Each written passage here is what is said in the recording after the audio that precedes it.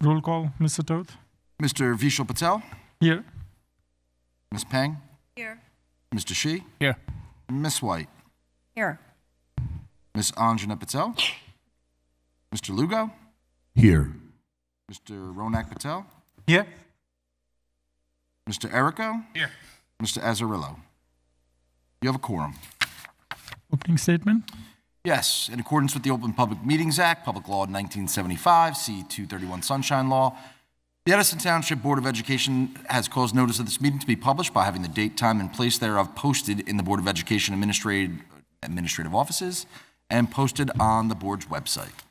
Thank you. In accordance with NJSA Section 10-412, the Edison Township Board of Education adjourns to confidential session for the purpose of discussing the following: personal matters, legal matters. Motion to adjourn to privilege session. Motion. All in favor? Board President. We should be back in probably 10-15 minutes. We have a quick update from the superintendent. Thank you.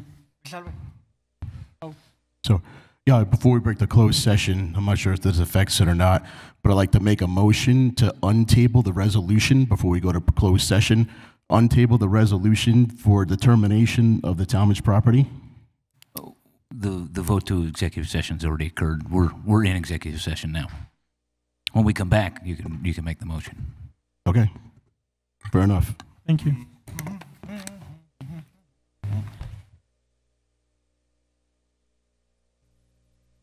Reconvene to open session. I will start with superintendent's comments. Great. Thank you so much, Board President Patel. I just have one comment tonight in relationship to Teacher Appreciation Week as well as Nurses Week. I'll make my formal comments in relationship to this as May 19th, that Board of Education meeting, we will be honoring our Teachers of the Year and teacher recognition, a great way to celebrate the very talented staff that we have here in Edison Township Public Schools. And it's an honor and privilege to work alongside of them each and every single day. Thank you. Next one is President's comment. I just want to wish all the high schooler good luck for the AP exam. Next 2 weeks are AP exam for all the high schoolers. And next, I'd like to invite Ms. Salina, EHS student rep. Okay. Hello, everyone. My name is Selena Luong. I am the Vice President of Student Council at Edison High School. And I want to start off, today is Mr. Ross's birthday, so congratulations to him. And I want to talk about this year's Senior of the Month. So this May, it's Samyuktha Vijay Kumar and Bryce Hickerson. And next month is, I forgot the name, wait. I'll do it next month. But yeah, so this week is Teacher Appreciation Week. So yesterday, the Student Council Board came into the school at 6:30 a.m., setting up a big breakfast for the whole staff, including the security guards, custodians. Everyone was welcome, all staff. And then today was Mr. Ross's birthday, so admin was in charge of that. Tomorrow, we are doing a popcorn day. So we are having teachers make their own flavored popcorn while watching a little video, a thank you video made by the students at Edison High School. We can release that soon on our Instagram. And then Thursday, it's a dirty soda bar. It does not sound like it sounds. It's where teachers make their own flavor of soda so they can have a little fun drink throughout the day. And then Friday, it's the woo-woo cart. So we get coffee from Wawa, and we put it on the cart and with other little snacks. And then us board, we dress up in inflatables. Last year, I was like a clown or a mushroom. I forgot. But we dress up as an inflatable, and we run around yelling, woo, woo. And then teachers come out if they want coffee or if they want a little snack for the day. So we just want to show our thanks. We don't want to just give you like a lotion or a chapstick. We actually want to show you something that we appreciate about you. So we give you fun snacks and little messages from the students. And then also about May, it's a big month for seniors. May 1st was Commitment Day. I'm committed to Middlesex. None of committed to Skidmore, and Lovin, my president, is committed to Boston University. And then also Rudra Patel is committed to a college in New York called Bernard College, I think. So yeah. And then also we have our senior prom this month at the Marigold in Somerset on May 29th. Senior Skip Day is June 1st, but the Student Council Board is not participating in Senior Skip Day because we are going to Six Flags for a field trip where all the student councils within New Jersey meet at Six Flags, and we have a big celebration of all the money we raised for the charity of this year, which was Crisis Canines. So Crisis Canines is a charity where all the crises that happen within New Jersey, the charity sends canines as a response and support unit for those who went through a crisis. And then also we have a Spirit Week, and then May 22nd is our pep rally, spring pep rally. So that day we are celebrating Commitment Day because our college counselors weren't able to come there May 1st. So that's the day we all wear our little t-shirts and have fun and take pictures. And that's also, I think, our Battle of the Classes Day. So if you want to come, you can show out to that. Also, last week there was a few senior nights for sports like boys volleyball, boys lacrosse, and today was actually girls lacrosse senior night, which is why Lovin isn't here and I'm here. And I just came from there, so the traffic was kind of hard to get over here from there. I found out at 5:35, so I got here in time. I thought I missed it, but luckily I made it in time. So yeah, that's it. Thank you. Okay, next is public comments, resolution only. Board President, before we open the public comments, I would like to make the motion to the board that we remove from the table the resolution that we had terminating the contract for the Talmadge property. So I'd like to make a motion to remove that resolution from the table. Okay, do we have a second? Second. Roll call, Mr. Toth. I have a motion by Mr. Lugo.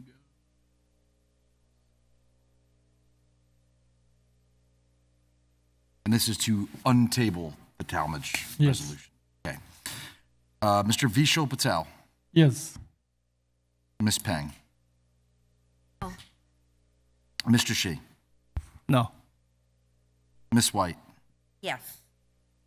Ms. Anjana Patel, not here, sorry. Mr. Lugo, Yes.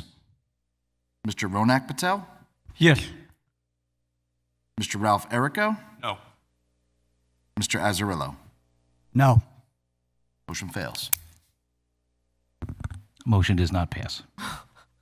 4-4. Motion does not pass. Did I say fails? Well, you said motion passed, it sounded like. No, I said fails. Fails with an F. Okay, cool. Next is public comments, resolution only.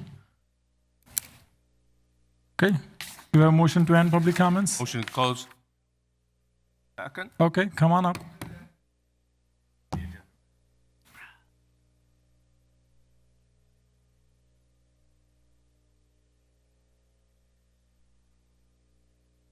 So What is this, the this is agenda? resolution only. Items only? Recognize yourself, please. Huh? Name and address. Crystal, there's only one resolution, which is a reappointment. You understand that?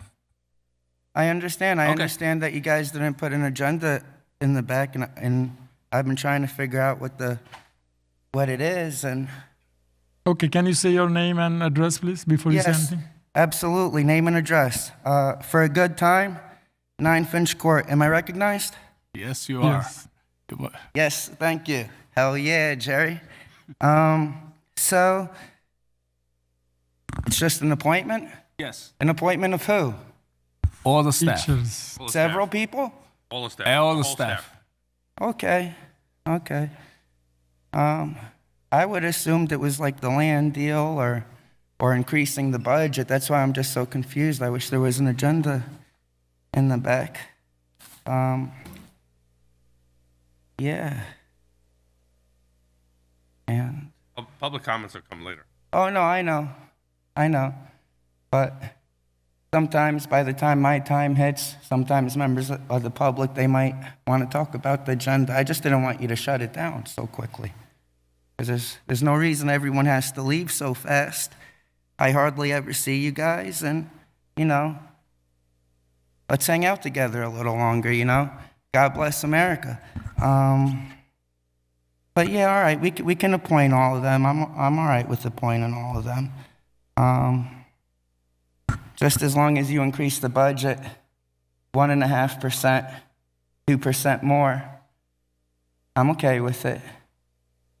I'm really here for something. I'm going to talk about it during the public comment. I mean, do you have anything to talk about the motion? Yeah, I support appointing each and every one of those people. I wish I had the agenda in front of me so I can look at each and every one of their names. So I could say, yeah, I agree with that appointment, I agree with that appointment. But everything we do, it seems like it's behind closed doors. You know, how can I object to someone's name? I don't even see their name, you know? I would have objected, but on each and every one of them, but I can't. It's not in front of me, you know? But yeah. I just hope that all these appointments, that they're not DEI hires. The last thing we need here in Edison, New Jersey, is some DEI hire, some racist that pretends to be an anti-racist, saying all this radicalized racist propaganda. We don't need that here. We don't need that here. Yeah, hopefully we don't hire somebody like the Sayreville janitor. Through the chair, Jerry. So recently, the Sayreville High School, Sayreville, New Jersey, Sayreville janitor was caught. Sir, this is not an agenda item. Please constrain your comments to the agenda items. I'm just saying, I don't want to hire. I don't want you guys to hire people like These are that. personnel reappointments. Please constrain your comment to the agenda item. Okay. There will be another public comment period. All right, I understand. I'll rephrase my question. I hope we don't appoint somebody that we find out wants to eat 13-year-old girls, like they did in Sayreville, New Jersey. So, through the chair, to Jerry, I know you're going to be looking into that, all right? We don't need these vampires here in Edison. You understand? I might sound crazy. You guys thought I was crazy back so many years ago, but everything I said seemed to came to pass. Even worse, they're eating the freaking babies. Even I didn't know that, Jerry. So they hide in the school system because they love to be around children. That's the problem, Jerry. So it's up to you. It's up to you to look at each and every one of their names. You understand? Make sure they're not a weirdo. Sir, I'm talking about the appointments. Sir, I don't want you guys to appoint some weirdo, sir. I hear you. Sir, no, you don't hear me because you're interrupting There is me. another comment period. Please constrain your comment to agenda item. No, I am, and in the agenda items, we're appointing people, and I just don't want us to appoint the wrong people. I don't want us to appoint some cannibals, people that are into necrophilia. You understand, as has happened in this county, Sayreville, New Jersey. It's, quite frankly, this is the times we live in. Through the chair to Jerry. Jerry, you know about the Epstein files. It's not a secret anymore what all you politicians are doing. Democrat, Republican Party, you all do the same shit, you know? So. Sir, please refrain from profanity. Okay. So I hope we're not appointing any Republican connected people. I hope we're not appointing no Democrat connected people. They're all freaking vampires. All right, each and every one of them is a vampire. I hope we're hiring some intellectuals that actually want to educate the children and not with that DEI bullshit, you know, that racism stuff. Sir, profanity, Yes, sir. profanity again, please. Rosenfeld versus New Jersey. You can look into that case law. I don't want to educate you now with my last 20 seconds. Just please don't interrupt me. So yeah, God bless America. Please don't hire any vampires. I hope some members of the public want to speak out too, you know? 3 people speak, 12. It's 18 minutes. 18 minutes just from 3 speakers. We're going to hold them up 18 minutes. So. Time is up. Next. Motion to close public portion. Second. All in favor? Aye. Okay, motion to approve personal reappointments. Motion. Second. Roll call. Mr. Azzarello? Yes. Mr. Errico? Yes. Mr. Ronak Patel? Yes. Mr. Lugo? No. Ms. White? No, we're voting on, Personnel. the personnel. I'm going to say yes with the exception of any conflicts that I may have personally. Noted. Thank you. Mr. Shi? Yes. Ms. Peng? Yes. President Patel. Yes. Motion carries. Public comments? Yes.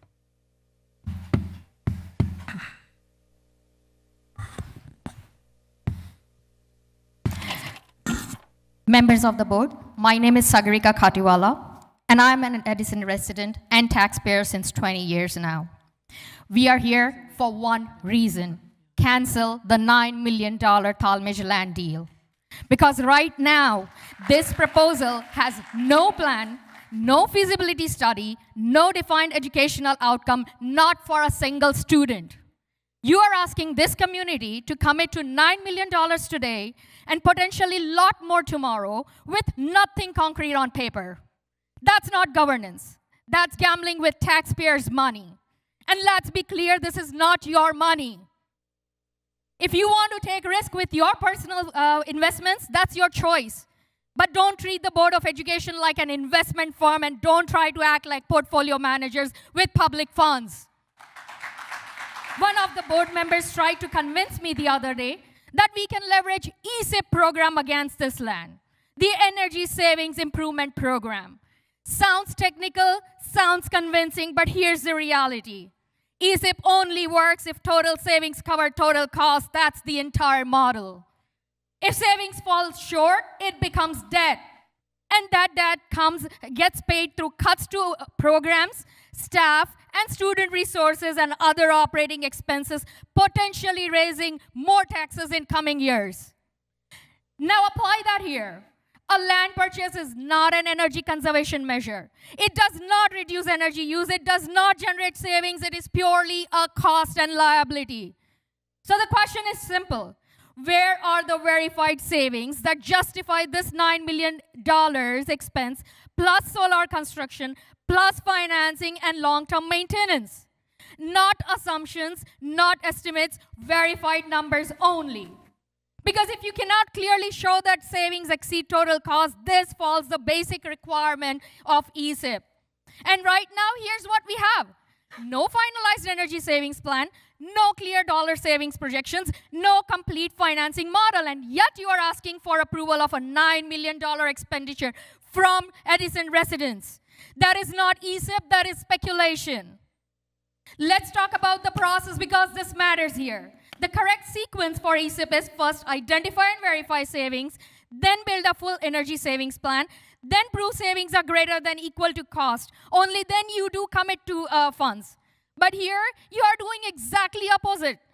Buy land first, figure out solar later, hope the number works after that. This is completely outrageous and backwards. Now let's address solar.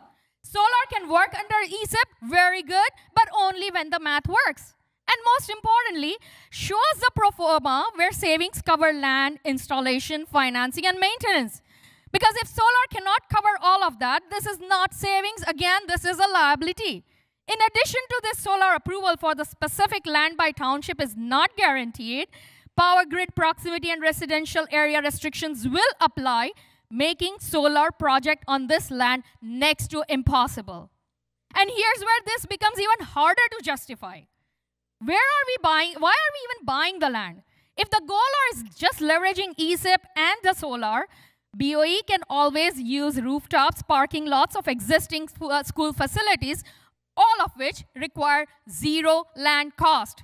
So why choose the most expensive option possible when low-cost alternative already exists? Moving on to capital reserve funds, these funds are restricted. They are meant for defined capital projects with clear purpose, clearly educational purpose only. So here's the question. What is a fully defined project tied to this land today? Not future ideas, not possibilities, today. Because if the project is not fully defined today, this raises serious concern about how these funds are being used. And at the same time, you are telling students their needs, playgrounds, band equipments can wait until later while you prioritize buying land today with no clear plan. So let's call this what it is. This is not land versus nothing. This is land versus investing in our schools right now. And someone said, why so rush to cancel? Let's be very clear. We are not rushing to cancel. We are being asked to rush into a $9 million commitment without proof. And while this sits on the table, real projects are being delayed. That's the real cost. Now about 500K losing. Yes, losing is not ideal, but using that justification to risk 9 million more, that's not logic. That's escalation of risk. And it raises even bigger question. Why was this deal entered into without a full financial assessment in the first place? Because when the process becomes commit first and analyze later, trust breaks down. So this is not about timing, it's about discipline. If the math didn't exist before entering the deal and still doesn't exist today, why should residents believe it will work suddenly tomorrow? And let me close this. ESIP only works when savings cover the full cost. That make buying $9 million land at this point makes numbers worse, not better. Finally, please cancel the deal for the students and residents of the Edison. Thank you. Thank you. Dr. O'Reilly, you want to address the plan about the land, what's going on? Whatever you can within the confines of the pieces. Yes. Yeah, so I mean, there's been multiple topics and discussions in relationship to what to do with the property at Talmadge and Coolidge, from bus depot to auditorium, all of those pieces. From my perspective, it's always been an opportunity to house our special needs students, right? So we probably have somewhere in the ballpark of 175 out-of-district special education students. Probably like 190. All right, closer to 190, in ballpark $17 million worth of 17 and a half. All right, so about $17.5 million. So the goal would be to, build a structure where we can, let's say, actualize, right? Because we're dealing with students' IEPs. We have to make sure that we're opening programs in relationship to something that we can house within district, right? Let's call it a 16 classroom structure, along with the gym, cafeteria, and those pieces, right? So bringing 50 of those students back, let's call it, we actualize a $7 million net. Right. An ESIP loan could potentially be over 20 years, right? Cost and construction over that time frame, I would look at, $1.5 to $2 million net back into the district, over time. A similar model, what I would equate it to would be a similar model that we did with the Success Academy when we purchased, I inherited the church at that time frame. So, and listen, it's the opportunity to accept tuition students. So I hope that provides thank you. like an overview of yes, it does. Thank you. Of my vision for it. Thank at you. The time. Yes, thank you. I see some parents with the kids. Does any of them gonna go first in the back? You, sir, the black T-shirt. You have a little kid with you.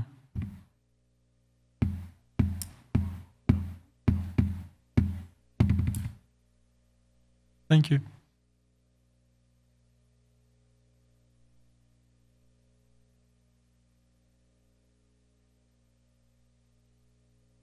Good evening, members of the board. My name is Matthew Pino.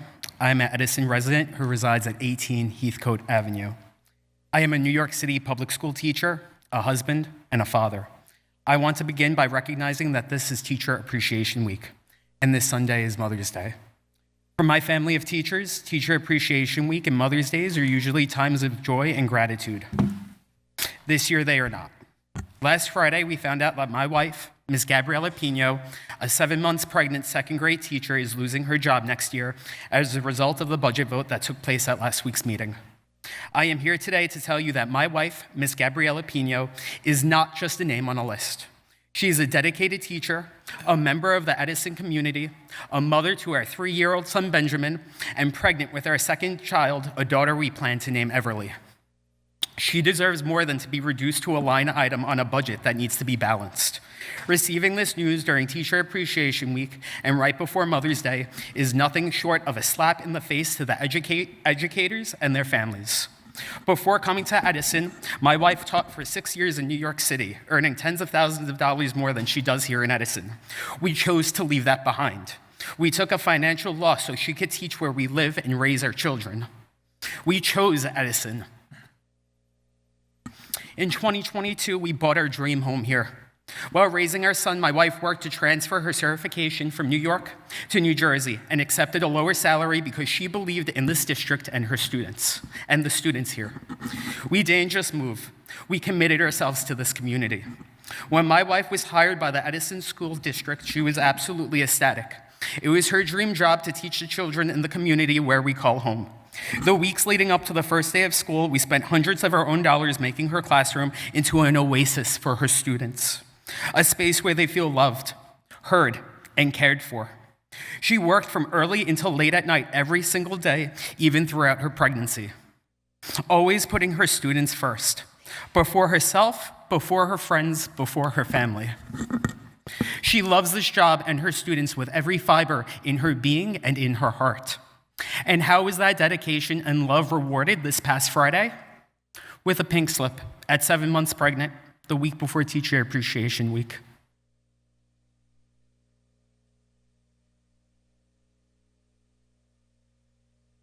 To say we are devastated would be the understatement of the year. Now, because of this decision, we are facing the real possibility of losing our home, the home that we love, and leaving Edison permanently. The NJ paid family leave we were expecting to receive in September when she went out on leave is gone. She's been paying into it every paycheck for the last 2 years that she worked in Edison. It no longer applies because you did not renew her contract. The community that we love with all our hearts has rejected us. You rejected us. You rejected us. You rejected us. That is the real impact of these cuts. Not numbers, not positions, but families. Wholesome, hardworking families, tax-paying families who only want to make this town a better place to live, like mine. My 3-year-old son, Benjamin, will now be leaving his preschool at Primrose in North Edison, only a few miles from where we sit tonight. We informed his preschool earlier today, and we cried the entire time. He loves his friends, Skylar, Nathaniel. He loves them, and we're pulling him out next month. I can't afford it. The pre-K lottery, which seemingly still in limbo, is far from a guarantee. And even if restored, the chances of him being chosen is slim to none. Out of 450 students who applied last year, only 70 were given a spot. The life we built here is literally being pulled out from under our feet. Last Friday, I'm sorry, give me a second.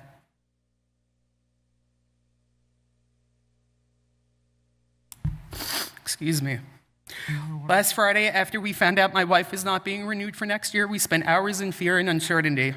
That night, my wife woke up in the middle of the night with cramping and bleeding. And expecting mother's worst fear, we rushed to the hospital, terrified for our unborn daughter. By the grace of God, the baby is okay. The doctor said my wife's stress hormones were through the roof because she lost her job. No family should go through this, especially mine, who's given so much to this community as educators. I've been an educator for the last 10 years. I've dedicated myself to children. Not here, but in New York City. My wife, she wanted to work here, and she dedicated herself to the children in this district, to teach them, to let them learn. And you took it away from her. You took it away from her. This is not just about balancing a budget. This is about the messaging you were sending. That the people who chose to invest in this community are expendable. The integrity, love, and respect and dedication we chose to bring to this community is not being reciprocated. But let me tell you something, the decent and good-hearted families affected by these budget cuts, they're not gonna stay. They're gonna leave Edison. And when they leave, they take with them the foundation that makes this district so strong.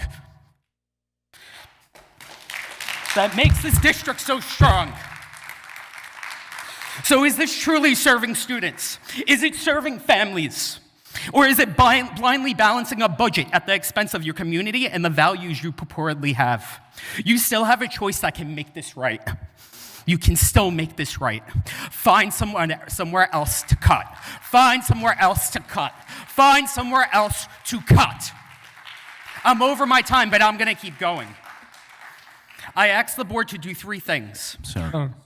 Please. There's a number. No. I'm going to keep going, or I will say it away from the microphone. Who here would like me to keep going and hear my story? I have around a minute left. Sir, if someone else would like to yield to you some of their time, you can continue. But other than that, there's a number of other people, and your time is expired. I have around a minute left.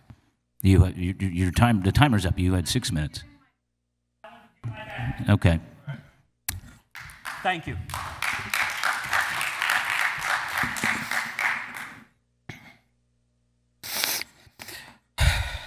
I asked the board to do 3 things. First, you can help those Edison residents that were laid off by the budget decision by offering their preschool-age children guaranteed placement this year in the preschool program. Second, you can ensure that when teaching positions open up throughout the year due to retirements or resignations, the teachers who were not renewed are immediately contacted by their principals and given priority to be rehired back in their schools. Finally, I'm an educator for 10 years. I know how this works. Please understand that as a seasoned teacher, I am well aware of the retaliation that occurs when teachers speak up. The retaliation that occurs when teachers speak up for their rights. I have firsthand experience of what happens when the boat is rocked. Because of this, my wife and myself were extremely hesitant to come here and speak tonight. But we must be brave for our son, Benjamin. We must be brave for our unborn daughter, Everly. We must be brave for the other teachers who were let go. Those of you who know Gabriella know that she is the last person to rock the boat. I'm the one who rocks the boat, you could see that. She does not like to be in the spotlight. She simply wants to teach the children she so dearly loves.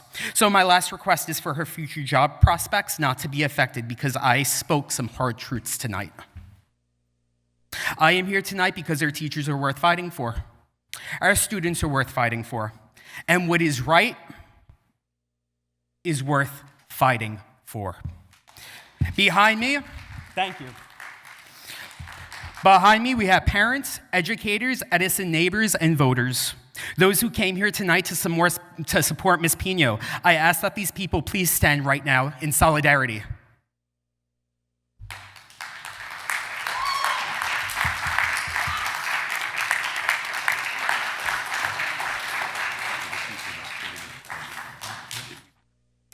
Hire them back and cut somewhere else. Edison needs their educators, and most importantly, they need the children need their teachers. Thank you. Thank you. Yeah, either one. Either one.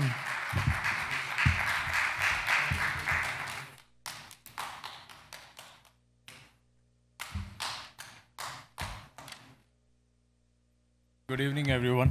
My name is Nimesh Dave. 13 Remington Drive. I'm going to start with thanking the gentleman, Mr. President, the gentleman who was here before me. And I really have a great sympathy for him and the entire teacher community, including the administrators. And I will tell you why.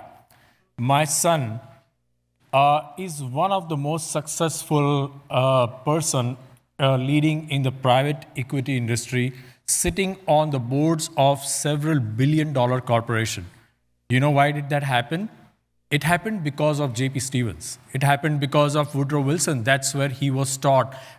He was prepared. And that all credit goes to this real teachers. Without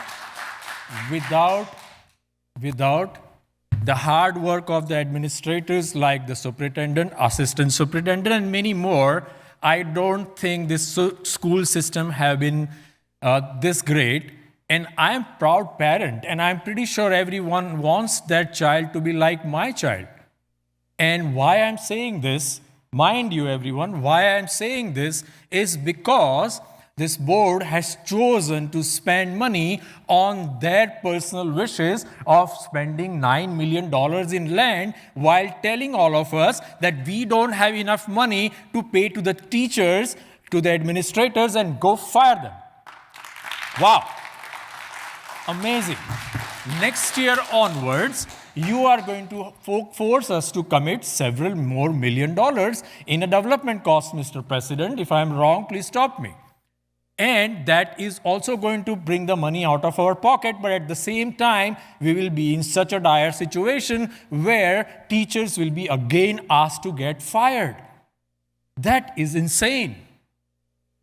I will not ask anybody to stand up here because of the respect I want to give to that gentleman, but at the same time, I have, in fact, changed my topic, and I couldn't resist myself. But, Mr. President, I want to start by thanking you. Why? Because you allowed a profane person speaking a profane language in the last meeting, in spite of this dear attorney calling him out multiple times. Mr. President, I want to thank you for stopping me in spite of my using a respectful language and simply opposing. You did not allow me to fulfill my First Amendment right to register my objection. Thank you so much.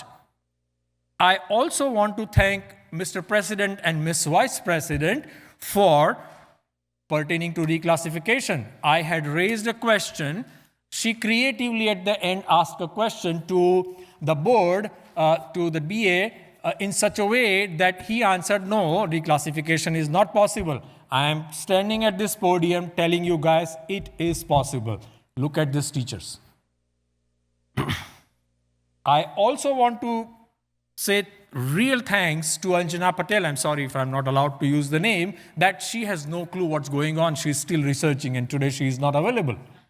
Please convey my sincere thanks to her, that she has no clue since months what is going on and she is still researching. Thanks to Ms. Pang, and sorry if I'm not allowed to use the name, for confessing publicly that the board is now conducting a viability study after the public uproar. Amazing. Guys, this is not a threat. But the last thing, you don't have a blueprint, you don't have a feasibility study, you don't have a defined educational plan. We have 3 options for you. If this land deal is not cancelled, option number 1, and this is a true democratic option, we will collect enough votes to have that particular member fired and elect a member who is responsible enough. This is not a threat, but the option number 2 is we will collect enough votes to change the district type so that the budget goes in the hands of responsible people.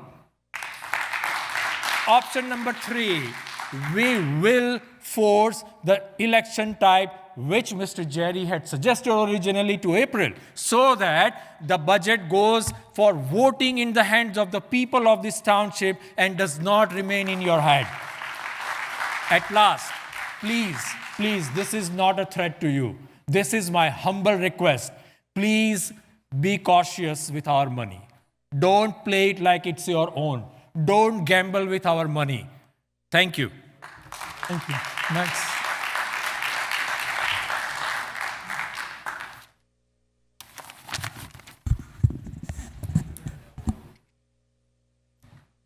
Good evening. Saket Gohil, 1725 Roxbury Court, Edison, New Jersey. And, this is the 4th consecutive board of education meeting I have attended and spoken at. And my daughter and son, who are 7 and 9, they asked me, why are you there? Why aren't you reading books and teaching us or playing with us? Because we keep on delaying the important decisions. I can't tell them everything we go through here. And, honestly, they won't understand. But do you want me to tell my kids that, we are not you are not getting a better playground or fence or a new band equipment? Because board has decided to buy land. Is that what you want me to tell my kids? Second, I have done so, all the points that I have raised so far, in a good faith, hoping to get a clarification. During every meeting, you guys have told us that at the end of the meeting, we will get an answer. I have yet to get a single answer. I have emailed you guys. I have not received any response. Okay? Now, I just want to recap what I have talked in the past. consolidation of the software licenses, use of an AI in administration without cutting teachers' jobs. But I have not heard anything about how we're going to cut down the administration cost. All right? The free breakfast program and the quality of the food. Okay? If you guys are going to continue to give snack bars and juices made from concentrated, aren't we better off removing that from the program? Or just give a cucumber and carrots and grilled cheese, right? Subscription buses and their impact on traffic patterns and the student safety. We talked about reducing subscription buses. Just keep thinking that the traffic is going to get worse if you reduce the subscription buses. I don't know how is it fair that, a person who is living under 2 miles or 2.5 miles for high schoolers doesn't get free bus, but everybody else does. But that's okay. It is what it is. It's just like pre-K. I don't want to get on that subject right now. That will be, another story for another day. And the tax levy and program priorities, particularly for the Talmadge deal, okay? Now, regarding the Talmadge deal, this information was verified by a council member and shared with me. I believe it's important that everyone here to hear this. The township has confirmed in writing that there are no current or past applications for apartments or townhouse on record for this property. They also directed residents to the New Jersey DEP mapping system to review the environmental conditions on the land. According to the NJDEP GeoWeb, a significant portion of this property falls within the designated wetlands. And through precedent, for all the board members and the people who are sitting behind me, they can verify this information going on government website. And the fact that now we are doing the architectural survey after putting the deposit on, what were you guys? How was this thoughtful? What you all were doing with our money? Right? Okay, given the facts, no development applications on record, and clear environmental concerns, it is troubling that justification for this deal relies on what might happen next scenarios. Decisions of this magnitude should not be based on speculation or hypothetical outcomes, especially when the documented data suggests otherwise. If this deal is canceled, and it has been confirmed by BA, that funds can be redirected to immediate and tangible needs such as playground upgrades, band equipment, classroom fence, and other capital projects that directly benefits our students right now. They need these benefits now, not later. So I respectfully urge the board to make a decision based on the facts available and on your concise. Thank you for your time. Yeah. Blue t-shirt. No. Behind you. You go after him. Thank you. My name is Srujal Parikh, 42 Lahir Avenue, Edison, New Jersey, District 29. I think, Nimesh, you had a very happy story. 22 years ago, I moved from New York to Edison for better education for my kids. Guess what? They went to Edison High, the worst school. Thank you to Superintendent changing the Edison High, making the next level. I don't remember last time I missed any voting on any election, but I think I have missed last time when there are school board election, because I don't select people who we can trust. This is the trust been betrayed. You are not standing up for our rights. You are not thinking of people of Edison. And what Nimesh just mentioned, we have rights and we have power to change the board, and we will do that in our all rights. So put things to my request, humble request to all of you, just don't listen to this. We can go until we get the justice. So don't think we will silent after this meeting. We will fight for our rights. We will fight for what better for Edison and Edison Township people. So all politics aside, please put together your thoughts, rethink about the land, and see what the best for the Edison Township people, and do your best. This is what I have to say. Thank you.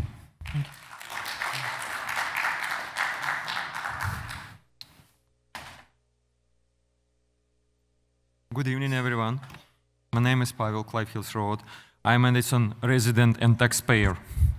This is a story about a family business, about a man named Victor DeLeo, about a piece of land, and about a time. In June of 1998, a developer called Edison Tool Villages sold 9.4 acre a lot of partnership called Bridgeco Realty. The man who signed that deed for Bridgeco was Victor P. DeLeo.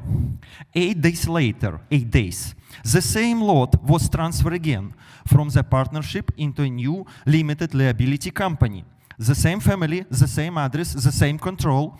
The price for the second transfer was less than $100. That was 1998. In January of 2022, the family did it again. Another internal transfer, another reshuffle on paper. And in 2025, when the contract with the board was being prepared, the seller name on the document was Robert Jr. DeLeo, a new generation of the same family.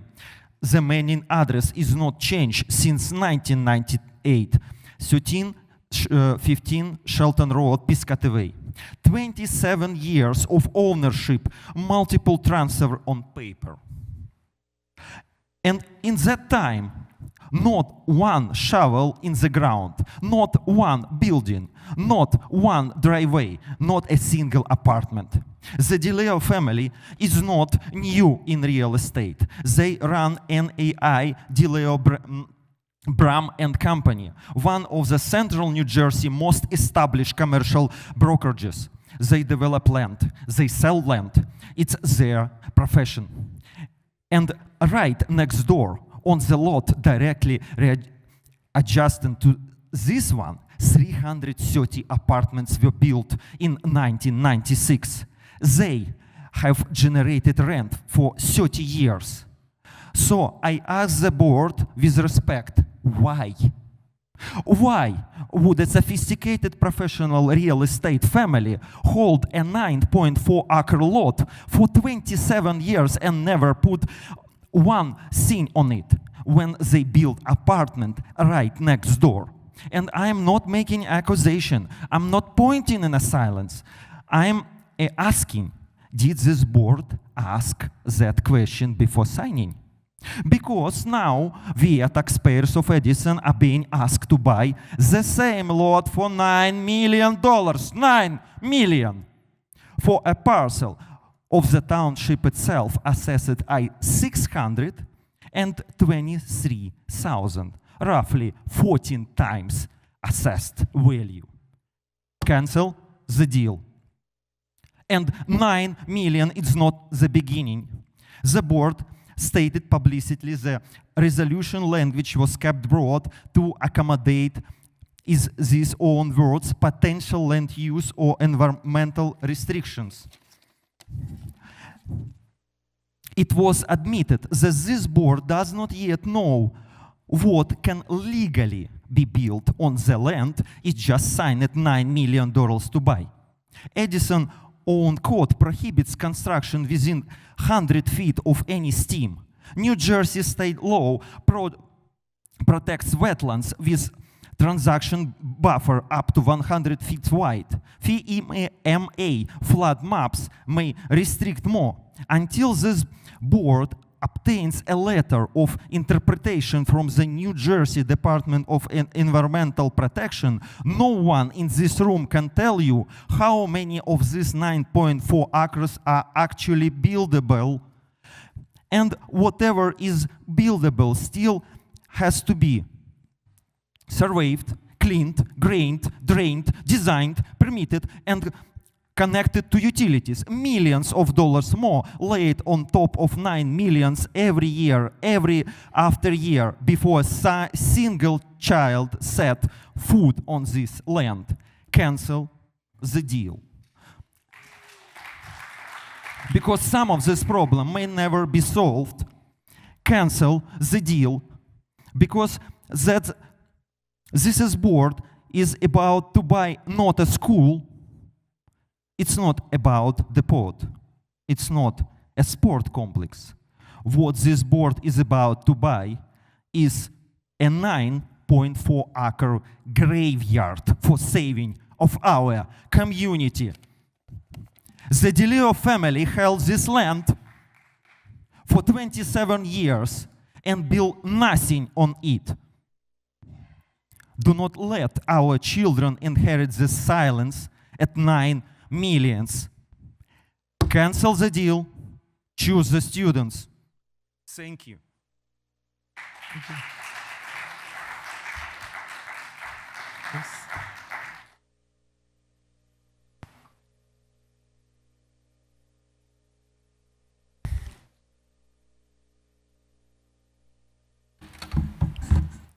Good evening, board. My name is Seturaj, 319 Talwok Road, Edison. So we have a couple of questions. I want answer from the board. What is BOE? Is it Board of Education or Business Organization of Edison? We don't know what is the goal of BOE. Are we focusing the students' life, the improvement for their education, their extracurricular activities, or your focus is on how to make a business in Edison? I don't understand that. And we have a couple of questions. Regarding the teachers, we heard almost 80 teachers got fired. And what criteria and what basis the board decided, or the BA decided? What would be the impact of the students? On what basis the BA or the board recruited the teachers earlier? On what basis, is it based upon the student strength? Then what would happen now? We have no clear answer. And one more thing, we keep on asking, why do we purchase the 9 million land? I have a couple of questions. Let me ask you. What are your enrollment projections for the elementary, middle, and high school over next 5 years? And what specific criteria, the data source you are planning to do calculation? Do you have that answer right now?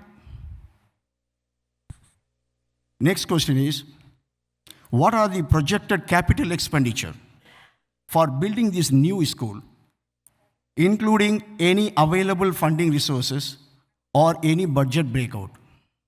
Do we have that information? And we heard the land purchase is based upon the student strength. Today meeting, we heard this is for special kids. What is the need? Do you all discuss together and find out why you are purchasing it? The next question is how does this $9 million land purchase fit into the overall a plan to address the overcapacity? How many students going to be accommodate? Do we have any numbers? What are the expected timeline for purchasing this land and completing this new school construction? Do you have any idea? Is any board member have any idea? Any plan is hand out? Not at all. I'm not hearing anything from the board. How will this new school impact existing the school boundaries and the student transportation route? Is the BA and BOA thought about those kind of the plan? Do you have any idea? And what is the total estimated cost for building this new school? And how do you go on managing those the new fund? What the community the Edison the residents going to expect the tax increase for the next year? Do you have any projection because of this land purchase? Do you conduct any kind of like a demographic or like the population growth in and around in Edison? How many families are like moving out of Edison? How many new families are coming? Like for each and every family, like what could be the number of? I mean, what could be like the kids? Like whether it's going to be like elementary school, any kind of like the previous record, or like the projection you have. So a lot of like the questions, whatever I ask, I simply see like the silence. Thank you. You are all doing, it's a great job. Keep doing. Please focus on students' life. Don't focus on the business one. Then the kids are asking, now the teachers are like fired. Who will replace it? And what is the plan? Have you heard have you talked to those kind of information? Because the kids are grown up. They do understand that. See, this board is not talking about anything, the future of the Edison student community. First of all, the board has to throw out your political mind and ego, focus on the Edison growth, the student's life is in your hand. Thank you. Thank you. Joyce?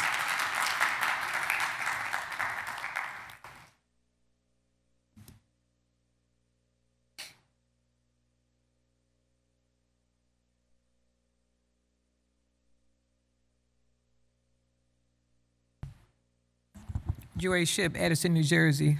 The first thing I want to say is because someone doesn't agree with you, it doesn't make them stupid. Thank you. Okay, I think it's disrespectful for people to call the people out of their name because they don't agree with them. And that's what I don't want children to do. That's very, very bad. I'm only going to say one thing, too, about the land.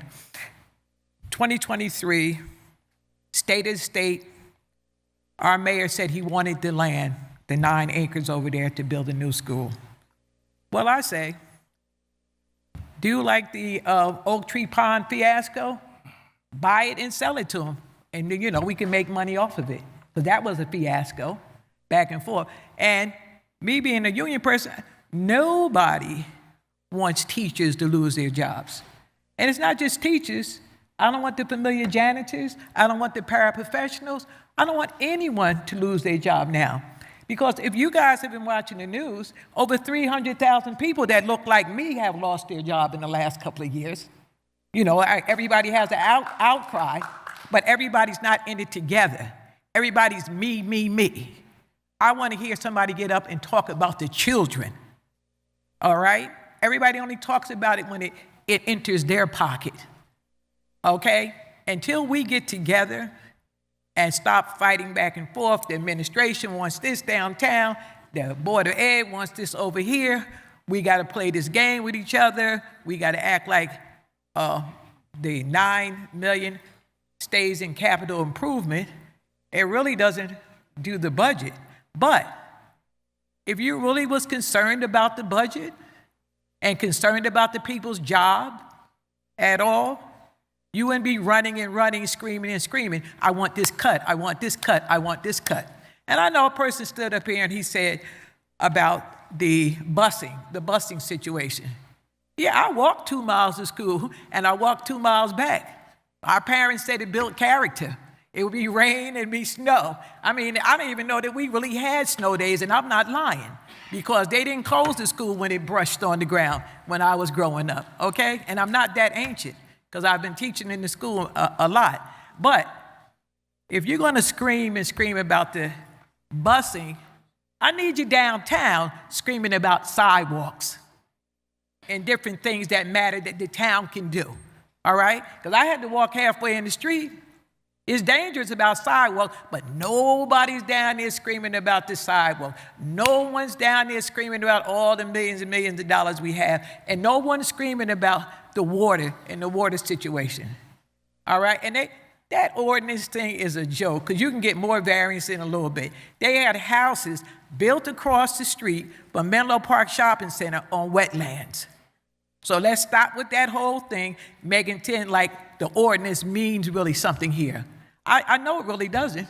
And if you want to know the truth, my grandmother was here since 1929. I know everybody likes to talk about the numbers and stuff. She was here since that time. So I've been around here for a while. And certain things, I just screamed about them, but I was screaming by myself because I don't have an agenda, okay? I don't want kids walking in the street. But if everybody come together and scream like they scream at this meeting, maybe we'll get some sidewalks. I can't understand why we have such beautiful homes, all right? I have to belong to a gym in order to walk, so I don't walk in the middle of the street and get hit. You know what I mean? My husband, he likes to ride the bike, but he's terrified of riding it because they got all those holes, and he's scared that he's going to fall over. You know, trying to ride that little electric bike, you know, he rides down, but, you know, by the time he get back, he needs the motor and stuff to get him back home. But I just want people to be genuine. You know, don't just come up and say, I'm with the gang, I'm with the band, I'm with the group. I want people to do more research and understand more of what they're doing, and more research, and go places and ask, why are these things like this? Ask right now. Why is halfway through the year and I don't have my municipal budget? If my budget relies on that, okay, I heard people say, well, this is going to end this for me because of the school, because of me losing their job or whatever. Well, hey, where's the budget? Where's the municipal budget? Where is it? Okay, that depends on me and depends on my taxes and the money that I spend. You know, I just think people should think about all areas and not just concentrate on one area and kind of, you know, work together. But like I said before, and I say it again, God bless all the teachers and everybody that's involved within the school system. But you got to be genuine. You got to not just be about yourself. You got to be about all the rest of the people that get hurt when the firings and stuff come. Thank you. Thank you. They still got 40 seconds.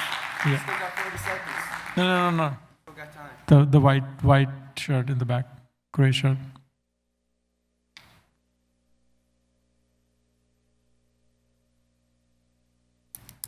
Good evening, Kanu Tripathi, 23 Remington Drive, Edison.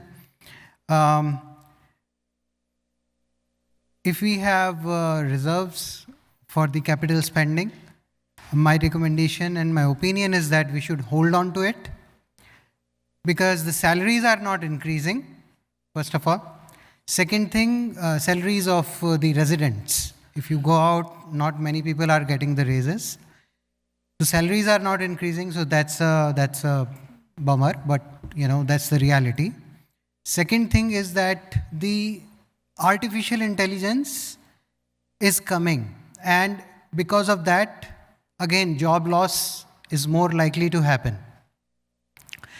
Third thing is that because of the stricter immigration policies, the H1 people that were coming regularly, which would be typically young families having young kids, typically choosing to settle in Edison, that is also not happening because the stricter immigration policies, and because of that reason, the new crowd and young couples and young families are not coming in. Because of these reasons, I believe that if we have funds in our reserves for capital spending, we should hold on to it, and instead of increasing the taxes and assuming that new money, high revenues will keep on happening, it's unlikely to happen. And with that, let me just close. Thank you. The gentleman in red shirt.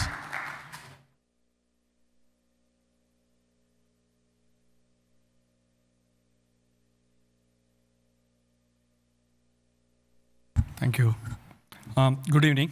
My name is Prasad Raghu. I live in 21 Tamarack Road, Edison, New Jersey. Today I'm not going to talk about what other community members said when we discussed about this whole thing. I'm going to just talk about what the board members said and how it validates the claim that I'm going to make. That is our demand or request, whatever you call it. Cancel the $9 million Talmadge land deal tonight, if possible, please. And to support that argument, I'm going to just raise this one point. When I spoke in the same podium last week or 2 weeks back, I raised the question about the $9 million budget for the Talmadge deal. At that time, Ms. Shannon Peng asked the administrator or someone in the meeting, if we cancel the $9 million deal, will it reduce the current operating budget? And will it help the tax? And the answer was no. It won't reduce anything, and the tax will still be, remain at the same rate, and the tax hike will remain at the same rate. That's what was told. So my humble point is this. The question that you asked, will it help reducing the tax hike, is not a right question. We should instead ask, what is the plan for that? What is the plan for that $9 million expense that we are going to make? And how are we going to use it for future generation of students? That question was not asked. The point is that you have no defined plan for this land. You have no blueprint. You have no committed use. Yet you are asking this community to commit an additional $30 to $40 million. See, $9 million this year, but then you have to grow it. You have to make sure that something is built, something is spent on that, so it will make the revenue. We expect it to be about $30 to $40 million over time. So this is a liability we are objecting to. We are not objecting to anything. Like, for example, if you want to do pre-K, please do it. Don't throw this as a reason. Please do not buy this land and increase your own liability. That's all we are asking. In that meeting, the board member, Chris Lugo, asked business administrator directly, if we cancel this land deal, can we use the $9 million capital reserve for the capital projects that we were previously canceled? And the answer was yes. He asked even specifically, can we repair HVAC systems, aging equipments, and other deferred maintenance? And the BA said yes. So the board's own business administrator validated the argument that the $9 million can and should go towards real and immediate student needs. Now, I want to get to another most alarming thing that I noticed last few days. Vice President Ms. Peng herself stated the last budget meeting that the board has ordered a viability study to determine whether this land is developable, right? Long after signing the $9 million contract, now they are going to find out if it is going to be usable. I don't think that's a right use of our money. You signed the contract first, then you are asking the basic questions now. This is the definition of reckless, backward decision making this community has been warning about. So I want to close this again by stating the same thing, that summarizing the same point. When the board's own vice president cannot justify this deal, and the board's own business administrator confirms the money is better used elsewhere, the board has no excuse left. Cancel the deal, use the money for what our students need today. Please. Thank you. Well, President, Yes, please. I don't know if you guys paid attention that what the doctor already... Motion to close public comment? No. Oh, no one had their hand up. All right, sorry. I didn't see any hands. Yeah, go ahead. I don't know if you guys actually paid attention. Dr. already gave a high level what we're going to use our land for. I don't know if you guys paid attention to that. He mentioned the special needs. Okay. No, please, no. Excuse me, sit down. You cannot. You have your chance to speak. Yeah, you cannot okay? speak without You have being your chance to recognized. speak. I'm responding to some of the comments, which I can. Yeah, and I allow Which him I to can. I ask the permission. Yes. I ask the permission of the board president. Can you? I asked the board president want them to for the come out when they're permission. speaking. Please, Mr. He has permission from the chair to speak. Please let him speak. He didn't interrupt any of you while you were speaking. Do not speak without being recognized. You'll be removed from the meeting otherwise. Thank you. So when you come here, pay attention to what the administration is saying. Dr. already gave the high-level explanation about how we're going to use our land, okay? And just want to clarify a couple of things. The gentleman over there said the estimated value is $600,000. The assessment value is $10.5 million. Okay, if you have a common sense, in Edison, there's no way you can get 9 acres for less than $1 million. Just look around how much they paid for the Charlie Brown property, right? There are a lot of things that I like to say, but I talked to the attorney since the deal is still under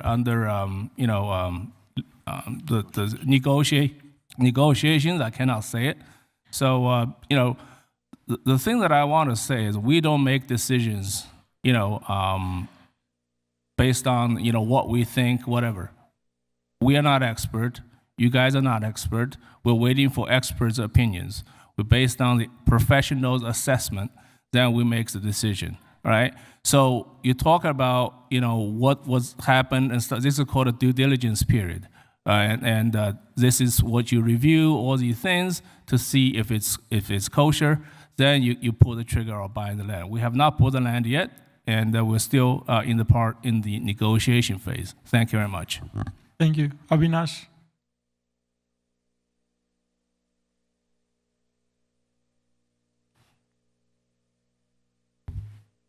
Hello, Avinash by 17 Sunflower Court. I've been participating in the past 4 meetings, hearing everybody talk here, public, board, provide their responses. I want to draw your attention to 2 specific aspects. The first one is, how did we get to this situation that we are today? You heard one of the members of the public here talk about their family experience, the hardship that they're going through because of some of the decisions, difficult decisions the board had to make. But my question is, how did we get to this position today? These are consequences that we are talking about, right? But you go back to 3-4 years ago, a Board of Education is not a political party. You are a board, you represent the public, the best interest of shareholders. Who are your shareholders? Students, their parents who contribute through tax, teachers who define their future. These are your 3 shareholders. But what has been happening for the past 3-4 years? I've seen it firsthand. When I saw the campaign that came out for Board of Education, right, I saw their 0% tax hike. These are the deliverables that I've made. I was stunned, very appreciative. But for the past 4 meetings that I've been educated how this process works. So the question I had in mind, which I'm stunned that none of the board members also thought about, is you have your administrative staff, which draws close to $4 million in compensation, rightly so, because you've appointed them. So you're telling us, the members here in the public, that your competent employees did not have the foresight, your planning board did not have the foresight to think that we don't have an endless pool of money. When you came to campaign saying 0% tax increase for how many ever years, people appreciated, but your planning team did not warn you that the cost will increase. How you run this show will need more money. All the programs that you have given for free will cost you sometime down the line. If you have to go and buy a property, it will cost you money. So how are you going to get it? 2 ways, primarily, right? You're going to get fund from the state, and then you will get a portion of the property tax that we residents pay, higher portion. Simple facts. As one of the board members here was talking about, find out facts. So as a member of public, I want to ask this question to the board. When you have such a competent team at your disposal, why did they not inform you that you have to actually do good financial planning? That is basic. We teach our kids in school financial literacy. How do you think are we going to explain to our kids right now the situation we are in? We are fighting each other consequence, but nobody's asking this question. The second part, which most of the public has talked about here, is land deal. And one of the board members talked about going and checking facts. Rightly so, we have to check facts. But when the proposal for the budget came in on the website, we were told an average household in Edison, which a house costs $187,000. Now, who came up with that particular number? Which house in Edison will cost $187,000? The township. Right? So all we are trying to say is you have a competent team. Use them wisely. One of the board members last time questioned the administrator. What will you do if you have $9 million at your disposal? Can you actually change ACs? The answer was yes.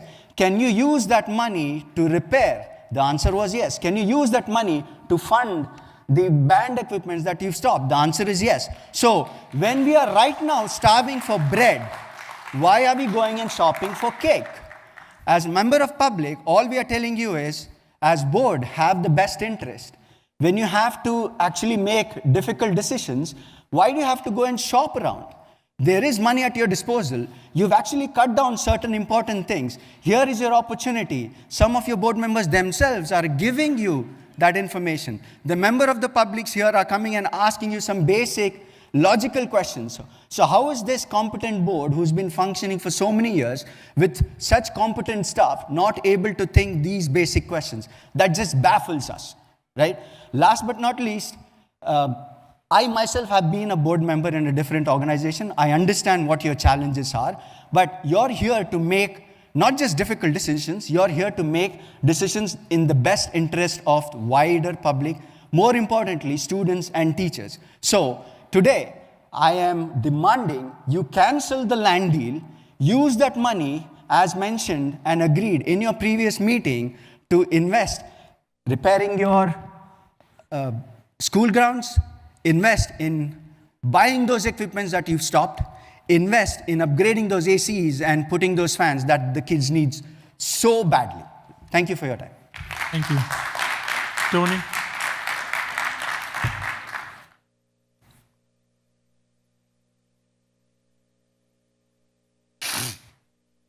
Susan Campione, Schiffer Court in Edison.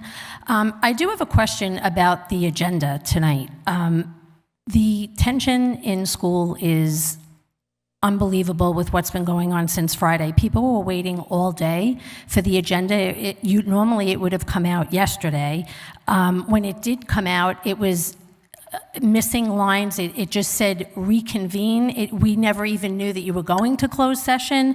I know Mr. Lugo said something in the beginning of the meeting that he wanted something removed. We didn't even know what he was talking about.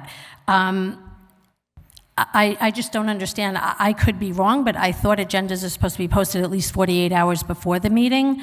And we should be able to go through it. You don't print it out anymore. Everybody's scrambling to try and get on the Wi-Fi here to try and even see what you're talking about.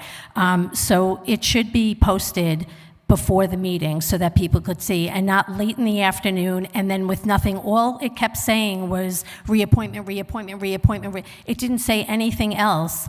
It's not right. The other thing that I am just questioning is Ms. Anjana Patel. She's not here again. What is going on? She seems to show up maybe every third meeting and then sits up here and is voting on livelihoods of people in this district. And she says, I can't vote because I don't know what went on in the last meeting. Shame on her. Shame. And now she's not here again. So is she going to call any of you to find out what went on tonight so that at the next meeting she knows what's going on? It's not okay. These are people's lives. You're running this district and making important decisions, and she's on the board and she's never here, and when she is, she's useless. It's not okay. Excuse me. Watch your language. You're an educator, okay? You know better. Jerry, you know better. it's not okay. She's voting on the people who I work with and making major decisions, and she's never here. And then had the nerve to sit up there and say she couldn't vote because she didn't know what happened at a meeting when she wasn't here. That's not acceptable, Jerry. And you can tell me all I want that I know better. I do know better. That's why I'm here. Don't tell me stop. Don't tell me stop. I've lived in this town for 40 years. I'm entitled to say what I want. Please direct your Don't comments tell to me the to chair. stop. It's not right, and you people should be doing something about it. Thank you.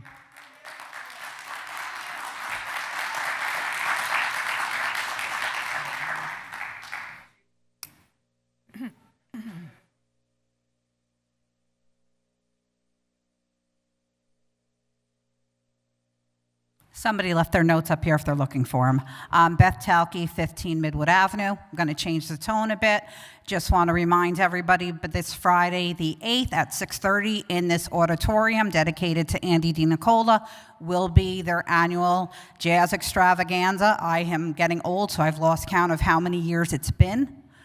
So for all of you to come, and alumni out in TV land who's watching this, please show up, bring your instruments. It's a great time. It's a great showcase of the talents that our school districts have. So please come out and see it, and also partake in it if you're a former student. I know I won't, because I tried to play the flute, didn't go well.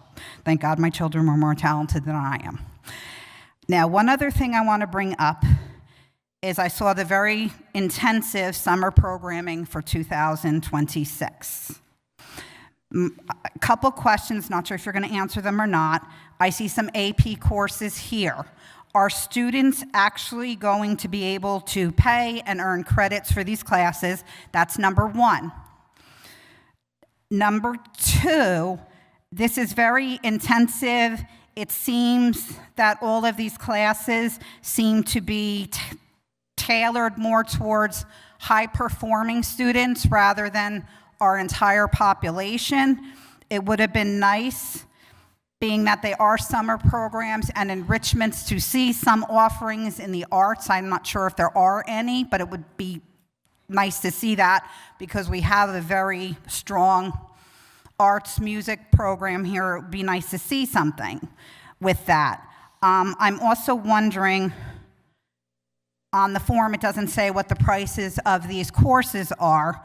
So me wanting to make sure that every child has the opportunity to partake in this, is it open to even those who might be on free and reduced lunch, or who can't afford, you know, the tuitions for these? Because then it's, to me, creating a bigger divide in our town between the haves and the have-nots.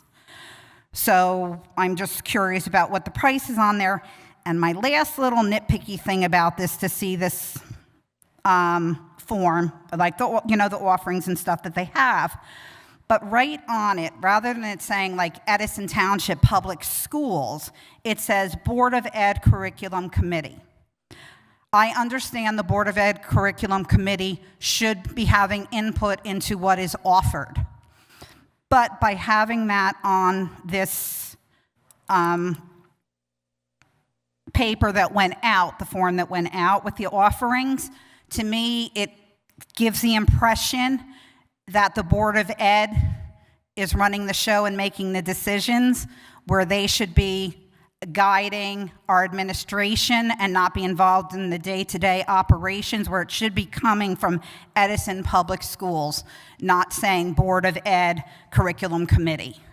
So maybe that can be tweaked a little bit, just with everything going on, so we seem transparent and open to everybody, because, you know, you guys lately have been getting a bad rap with what's going on with the budget, you know, with just that. So it should be coming from the school district, not the Board of Ed's Curriculum Committee. So maybe if we could tweak that before it goes out, and if you can answer my questions about like the tuitions and, you know, for everybody else. Thank you. Eddie, yeah, you want to address the tuition question? Yeah, without having the document in front of me. Yep, thank you. Yeah, so we obviously increased access over the course of a number of different programs in relationship to AP course offerings associated with some of our academies, some of the other pieces, also in relationship to the performing arts as well too, Ms. Talke. As always, we do accommodate students that and families that have issues in relationship to socioeconomic status. As per law, much like we do for all of our other programs. And as far as the curriculum committee is concerned, I mean, those some of the courses were the discussions amongst myself, members of the team, and the members of the committee as well there too. So just providing them with a little opportunity to get some credit for that stuff. Cool, thank you. Yes. But if you could send, yeah, I mean, I have the copy of it. Yeah, it's online. Yeah, I got it. Online.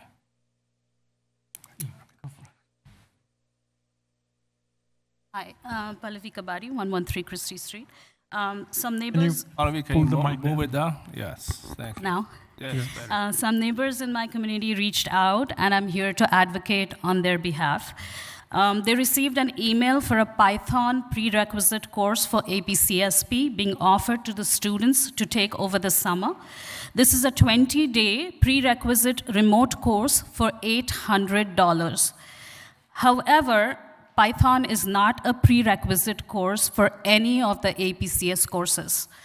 APCSP is a language agnostic. You can submit your project in any programming language you choose, including Python, JavaScript, Java, Swift, block-based Scratch, Code.org, and AppLab. The exam is multiple choice exam. It does not use a real programming language. Instead, it uses a standardized pseudocode that is meant to be easy for humans to read regardless of what language is used. So I think the school prerequisite needs to be looked into. In addition, Harvard, along with edX, offers a comprehensive CS50 course, Introduction to Python Programming for High Schoolers, that is free of cost. And they can then get a certificate for about $150. This is a well-received, well-recognized course. So has our department looked into any of these courses that the kids could use instead of the $800 course? Also, there are about 5 virtual institutes recognized by the National College Association, NCAA, like US Scout or even Apex Virtual, which offer a 2-semester APCSP course for high schoolers at the cost of $399 per semester without the prerequisite of Python. So kids could actually do this on their own outside. They require Algebra 1. That is the prerequisite that is in line with College Board.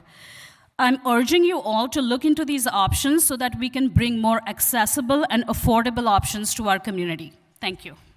Thank you. We'll look into it. Tony?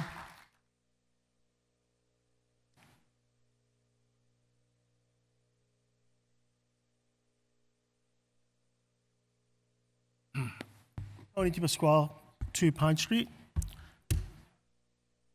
Mr. Shi, you're leaving. Why don't you stay? Tony, I'm going to please talk address about it you. to me.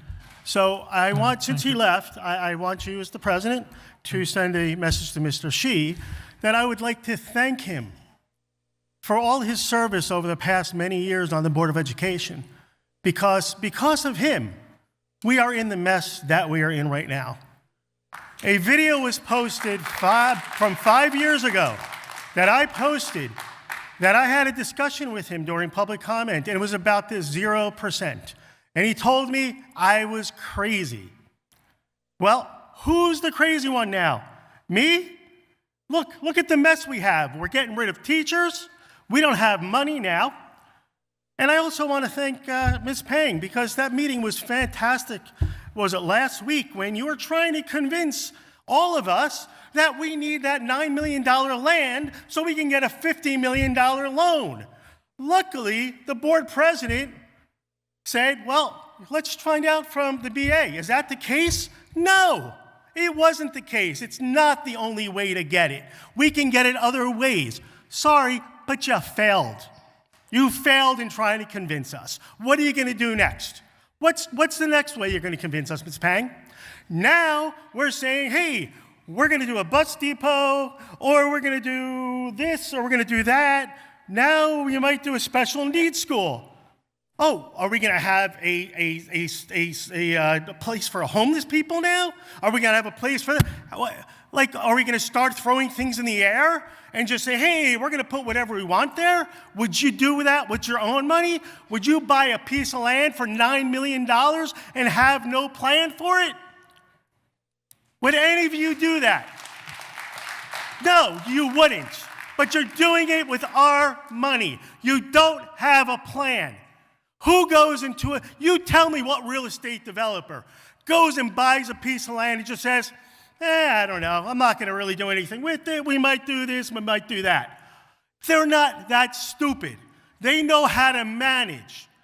But you guys want to buy a piece of land and you have no idea what you're going to do with it. Tell me that makes sense. Anybody? Does that make any sense? Okay, thank you. It doesn't make sense. I'll answer it myself. So, just as I have said over the years, and I will say this forever, the Board of Education needs to earn the trust of the residents, and you have not. That's part of why you are voted in, because we trust you to make decisions. Hello, Mr. Shi. Welcome back. So the decisions you guys make, you're surprised that the residents are arguing and fighting with you over decisions you make? Is because we don't trust you. We don't trust the decisions you make because they are not good decisions. You are affecting people's lives. You're affecting students. You're affecting the livelihood of teachers. You affect so many people. And you don't, I'm glad you're smiling. I don't know why you're finding this funny. Is this funny to you? You happy if you lose your job? Is that what you would like? If you lose your job, you're going to laugh? Oh, and while we're at it, I emailed you 2 more times and you still haven't responded to me. Again, I guess I'm afraid. I guess you're afraid. I'm scary. I don't get it. It's typical respect when you get an email, you respond back. But for some reason, you don't. So that's one question. Could you answer why you don't respond back to a resident? And Mr. Shi, you missed it. I thank you for being a board member for 10 years and helping this mess being created by all the decisions that you have made over the years. I appreciate that. I really do. Let's give him a hand. Because I have a video that I'll send you, because you might have forgot about it, where you called me crazy. You said I was crazy because you wanted to do 0% for your campaign. And that's why we're in this mess. You can laugh. You can laugh all you want. But it's true. We are in this mess because of the decision you made. Yeah, you say boards after you made a decision too. Yeah, they did. But you started the whole thing so you can get voted in. That's why. And Ms. Pang has it on hers. Vishal has it on hers. All 0%. All that looks great.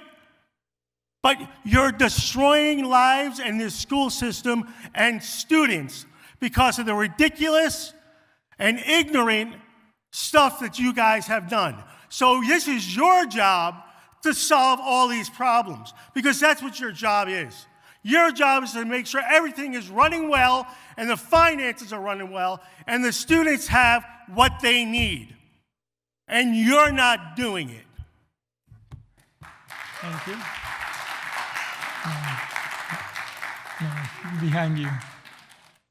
You go, Mansi, after him. Thank you. Manesh Patel, 240 Wallman. I always came here for money for my kids. Today I came for one question. Why the hell Talmadge property came back again on a project? Because Jerry She's back on board. This Talmadge property, and that's true, guys, this Talmadge property is playing in Board of Education for the last 10 years. Let me give you a little hint on who my buddy Jerry Shee is. Jerry Shee for 10 years ran this place, never gave a dime to J.P. Stevens nor Edison High School music bands. Not a single instrument. During Douglas time, we got $500,000 for 2 places. They spend money all the places. He loves to hold money in the system, but would not declare it. And Jerry has been doing it every time. Jerry, what is the purpose of this property? You have no clue. and that's what just Tony said, and I agree with him. You have no clue of it. That means you have no rights to buy it. Number two, whenever you show up, somebody's salary shows up higher so that they would shut up. I know I have seen it. We'll talk about it when we are alone. You don't need to do it on this board. Board knows what you do.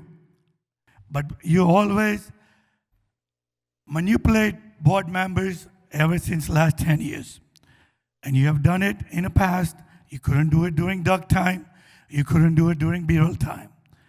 But Vishal, it's your shoulder that's taking the blame for increase of taxes, which not to be done. There is no taxes needed this year. Possibly next year, you could show the paperwork. Why do you need it? Our teacher's salary, doctor, how much did it went up? According to that, you can increase your taxes. Don't increase because somebody wants to buy the property. I bet you if I ask one by one, including your attorney, doesn't know why do we need Talmadge property. Do you know, Vishal? Why do we need Talmadge property? And how badly do we need? We did enough classes in every school that you needed. There is still enough space in each school, and there is, as per doctor, all principals are number one in J.P. Stevens and Edison and all our 17 schools. So if our principals are good, why can't we add more rooms or whatever we need in each school? Why do you need to go somewhere else? We already have Edison for South, we have JP for North, and we do interconnection of the students when we need to. So why do we need new property? Can you answer that? I don't think so. Thank you. Mansi?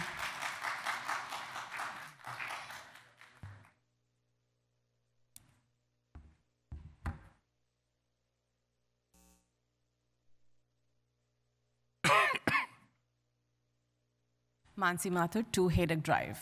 So this is like third time we're discussing and talking about the same thing, the big, beautiful bill. This has become the big, beautiful piece of land, which nobody knows what we are doing with it.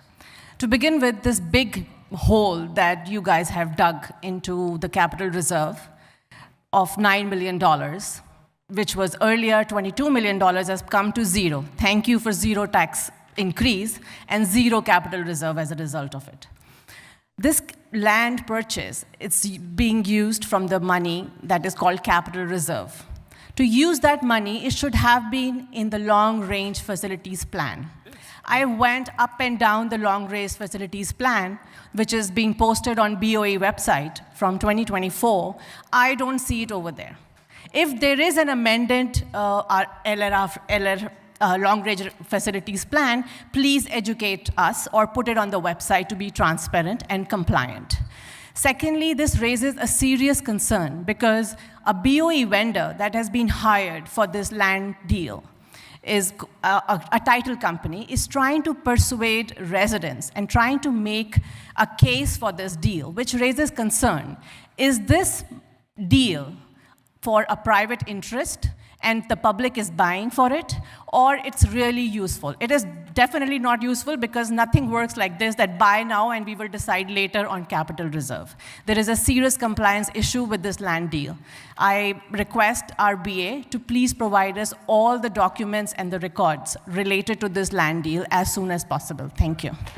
Thank you. Yes. After him, yeah, blue t-shirt, yes, please. Ms. Shukla, you can go after him. Thank you.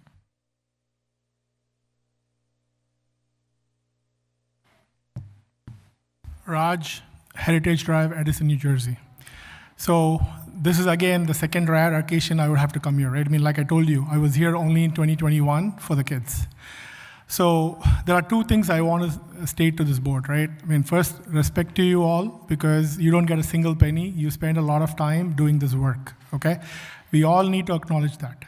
The second thing is, like I told you last time, please spend more time in reading the documents. That is very, very important to understand, right? You cannot just say yes because somebody said yes. That's not why you're here.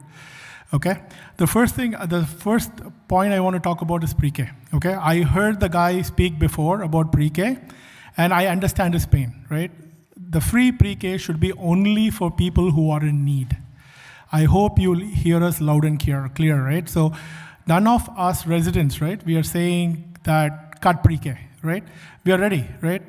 The problem is the pre-K program in Edison has messed up the private pre-K and K, okay? With a kid at the age of K and pre-K, I'm suffering today because every private place I go, hey, because of Edison BOE setting up the rules, we don't have K. We are reducing pre-K. We don't need this, right? People like me who want to have options should have options, okay? So if you're trying to revamp pre-K, please ensure that you look into the rules, okay, which is very important to make sure that the poorest of poor get the funding.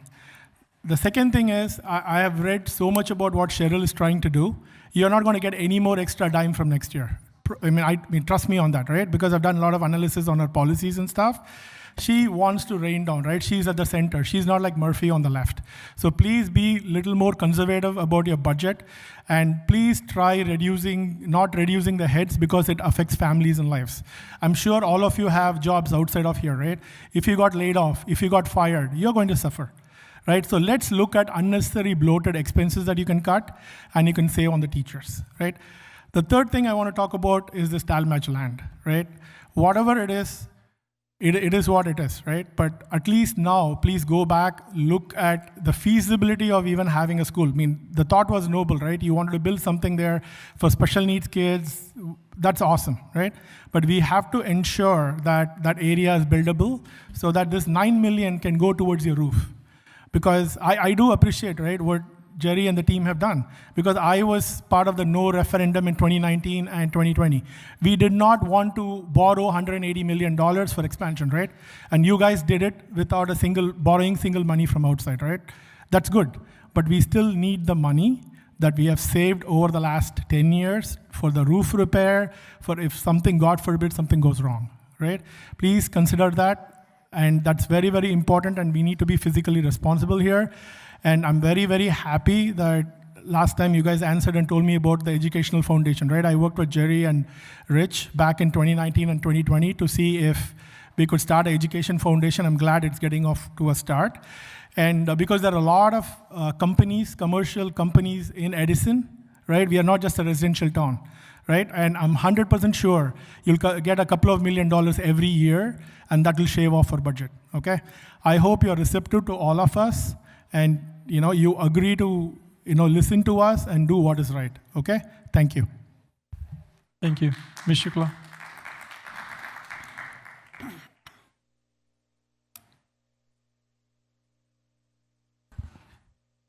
Good evening.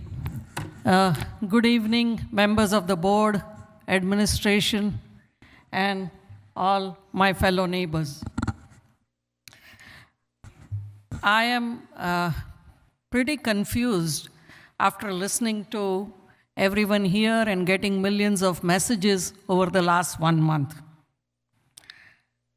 The board here is governing $350 million of school districts' money.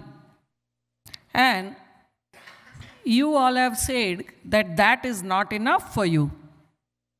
So you have canceled essential capital projects, defunded programs, you have deferred the band equipment and the repairs of the playground, but yet you want to spend $9 million on this land purchase. Now, Jerry, you just mentioned that the land price is $10.5 million. If that is the case, why don't you purchase it with your own personal money? Don't do this favor on us. Board of Ed is not a real estate investment firm. I hope you guys know that, right? Do you? It is not a portfolio manager. It's not an asset and wealth management shop. If taxpayers want to invest their money, they will go to an investment firm, not to a school board that cannot even balance its own budget. Your only mandate from us, who are the Edison taxpayers, your only and the only mandate is educating children. I hope you guys understand that, because I don't think you guys do. There is $9 million. This board is choosing where it is going to go. The community's answer is very simple. We said choose the students, not the land. But you guys, unfortunately, look like you want to choose the land and not students. And also, let me tell you that to confuse us in sales and in politics, we often say that if you can't convince, just confuse. And that technique has been adopted so beautifully by all of you.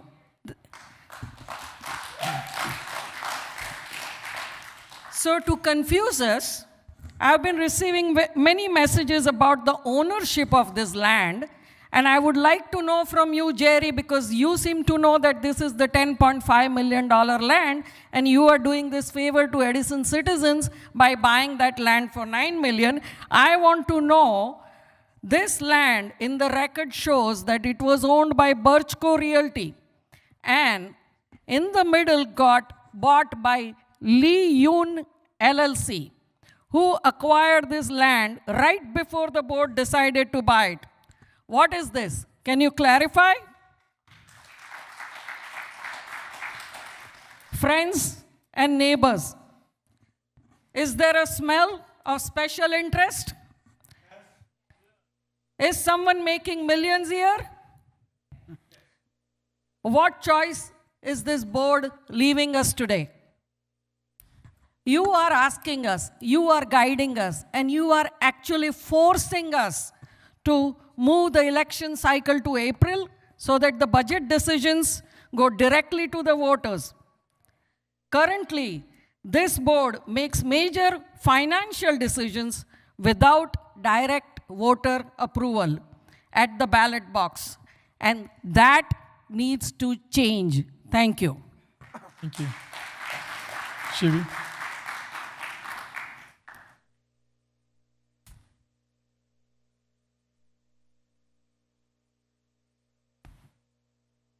Shivi Edison. First, I want to address you, Ralph Errico. Somebody asked a question, and Jerry was trying to respond to that question, and so nobody was raising their hands, and you actually tried to close the meeting. That's not done. People are here to speak to the board, and the board, no one had their hand up. It's my speaking time. Know your Excuse me. facts. Can you please interrupt? Know your facts. No, please. It's my speaking time. I don't want you to speak. I would just ask, please direct your comments to the board president. Okay. Please keep your comments. Yes. Thank you. Terrible. Please don't speak from the... Dr. Aldarelli, Yes. thank you. I spoke about a curriculum issue last time, and that's been fixed, so thank you so much. So let's talk about the Talmadge land now. First, it was athletic field.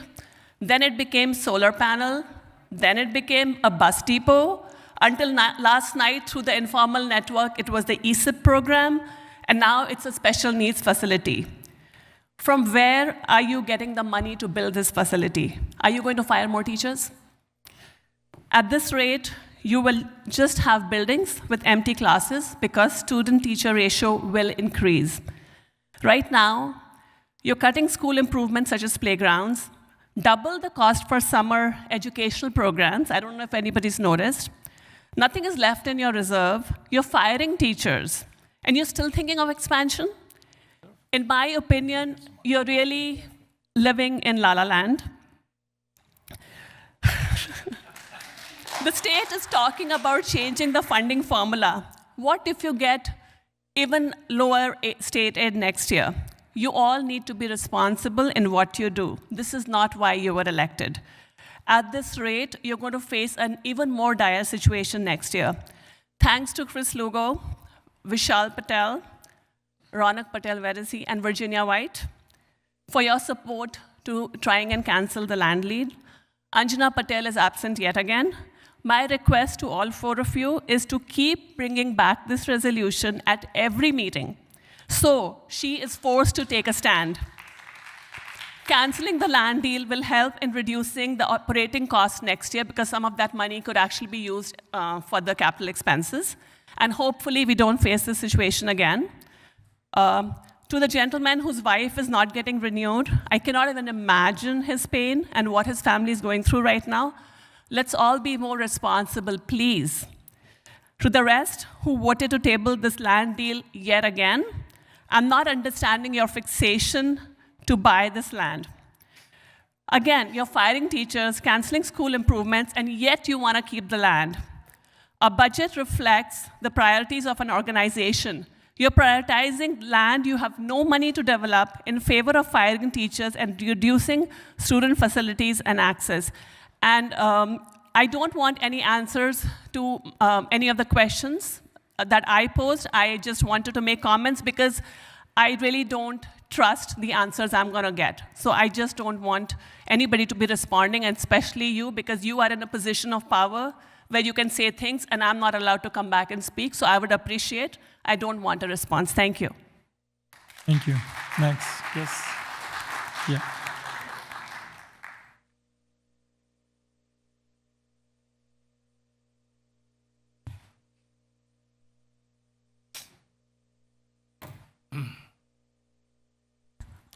Elizabeth Conway, 20 Netherwood Circle.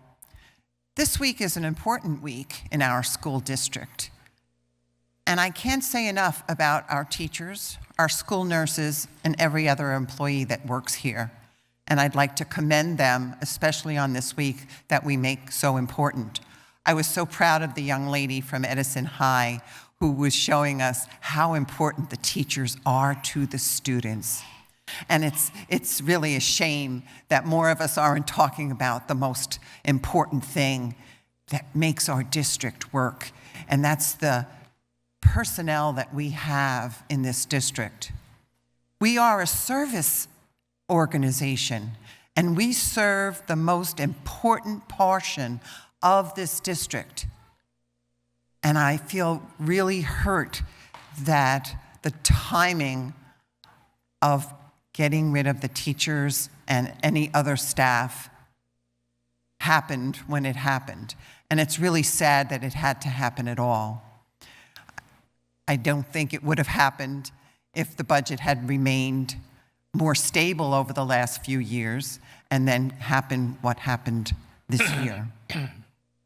But it brings back something to me that I learned when I was on the Board of Education years ago. My main job, my number one job, was to make sure that this district was working well, not that I was doing and telling the district what to do. You need to just make sure that the administration is doing exactly what it wants to do.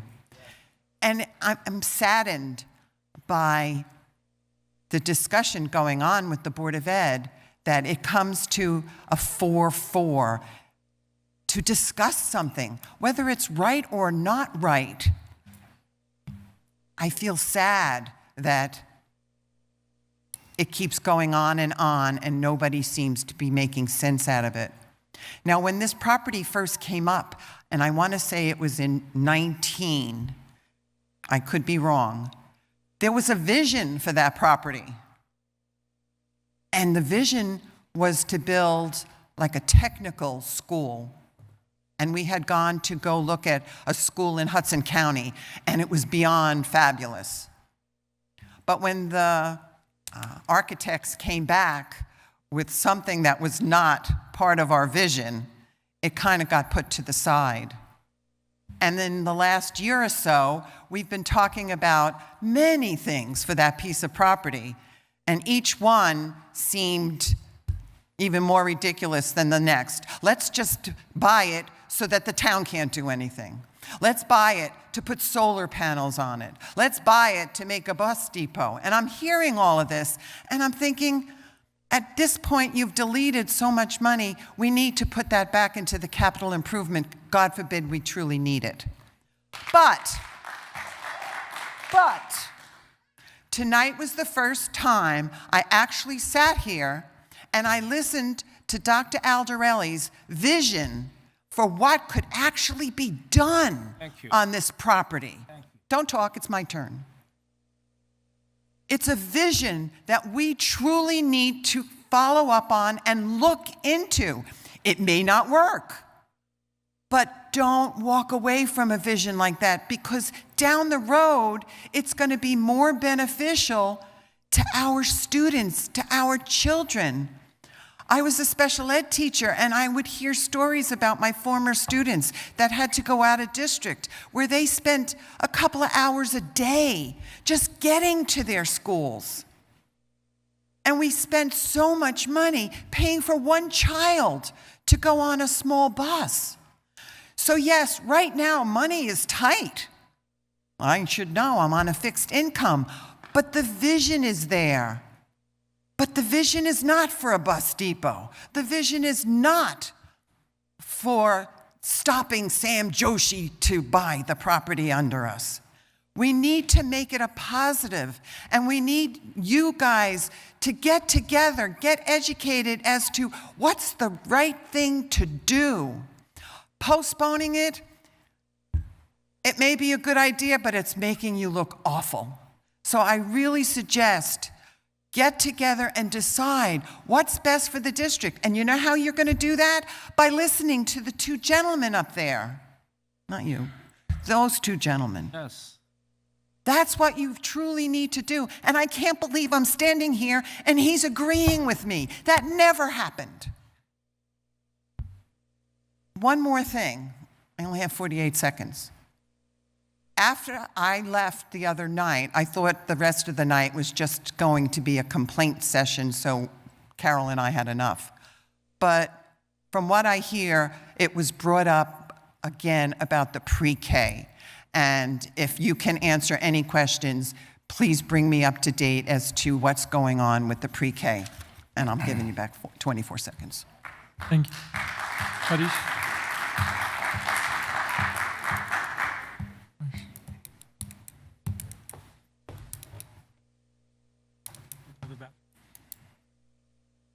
Harish Satineni, 45 McKinley Street. So I was late for the party, but thanks to Bijal, he updated me. Anyway, so two things.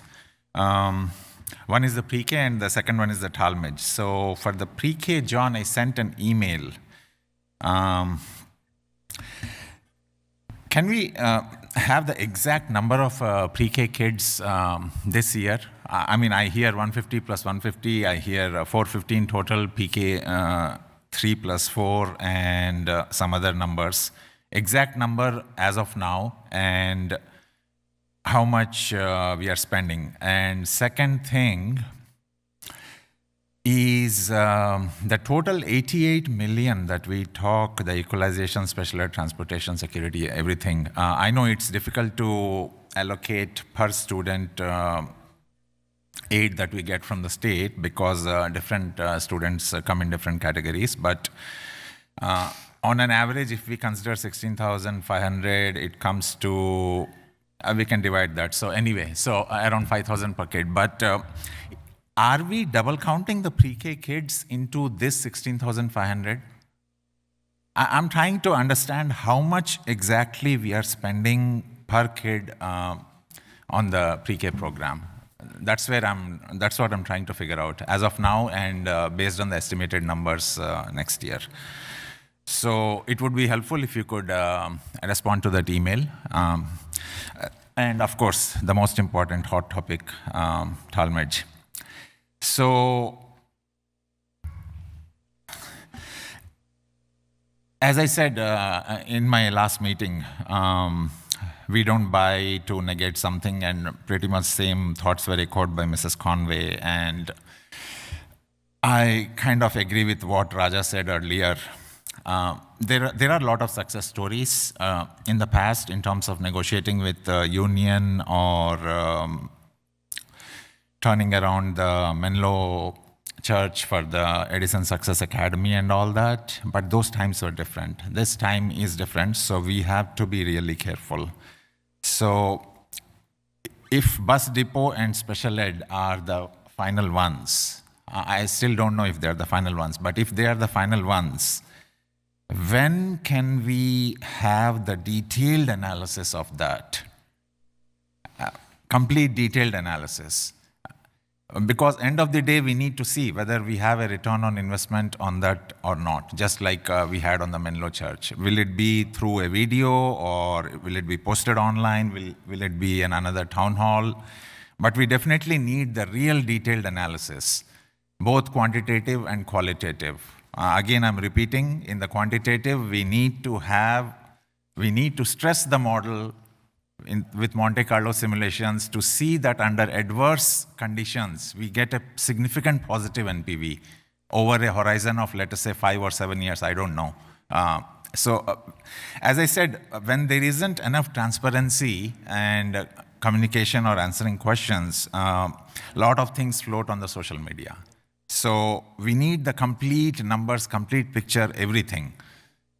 And besides that, going back to the actual contract, what is the last date that we have to close the contract as of now?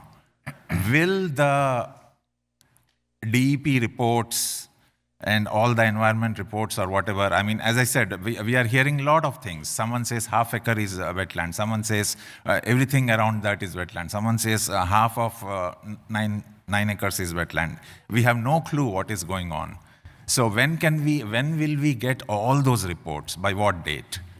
And I'm assuming that if we don't get the reports by the closing contract date, we are going to cancel it. So obviously that solves the problem. But if we get it, then what are the next steps? Can you explain the full process? Like they say TMI is not good in corporate world, too much information, but this is a classic case where TMI will be good actually. As someone said, transparency and trust, they all go hand in hand. So more the details you give, the better. What date is the last date for cancellation? If we get the reports, the positive reports, then what are the next steps? And how much loan will we get on the ESIP, on the special ed? And what are the restrictions on that loan? Can we, if we, let us say hypothetically, I get 20 or 30 million, then can I take 9 million out of that and put it in the capital reserve for the roof repairs and the band equipment and playground equipment and all that? I mean, I'm not aware of the rules of the budgeting and all those capital reserves account in the school accounts. So, I mean, maximum information you guys can give, that will help. End of the day, we understand that if it is not feasible, we are going to cancel that. That's a no-brainer. But if it is feasible, then what are the next steps? And another possible solution is you keep this 9 million in the reserves, but work with maybe county or township or whatever for a low interest loan of 2% and use that to buy the land if the model and everything comes out positive. So I know I asked a lot of questions. I don't know how many can be answered. Thank you. Thank you. I mean, you want to address the wetland question?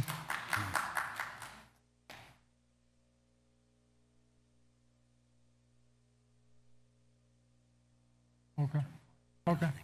Sorry, yeah, so we are under contract, so we cannot answer it right now. You can come to the podium. Thank you. You want to answer? I don't think so. Did he? Good evening, board members and president. My name is Mukul and Patel, 10 Full Avenue. I was, my kids were... Can you put the microphone down so people can hear you in the back? Okay. Pull it down. There you go. Okay. Thank you, Mr. Sari. My kids, since we were within the 2.5 miles, we never had subscription bus. So I don't have any objection whether you have subscription bus or not. But my main question is that we already have one special ed needs school in Edison, in the Roosevelt Park. Why do we need another one? That's not our school. Huh? That's Jerry, not our let him finish. Whose school is that? I'm sorry. I'll let you finish and then we'll address that. Thank you. Okay. And that does not question. If already there is a school, then why we are getting another school? So, but since Mr. Sari said that it's not ours, then I would like to know that. That was my main question. Thank you. Thank you. Yeah. Thank you for your time. Yeah. Eddie, can you answer what's the Yeah, please. Lakeview? Yeah, so the Please sit down. I have not recognized you. Thank you. Yeah, so the Lakeview School is part of the Ed Services Commission. That is actually a school that we work with in relationship to sending our special education students with special needs to those schools, amongst other schools too.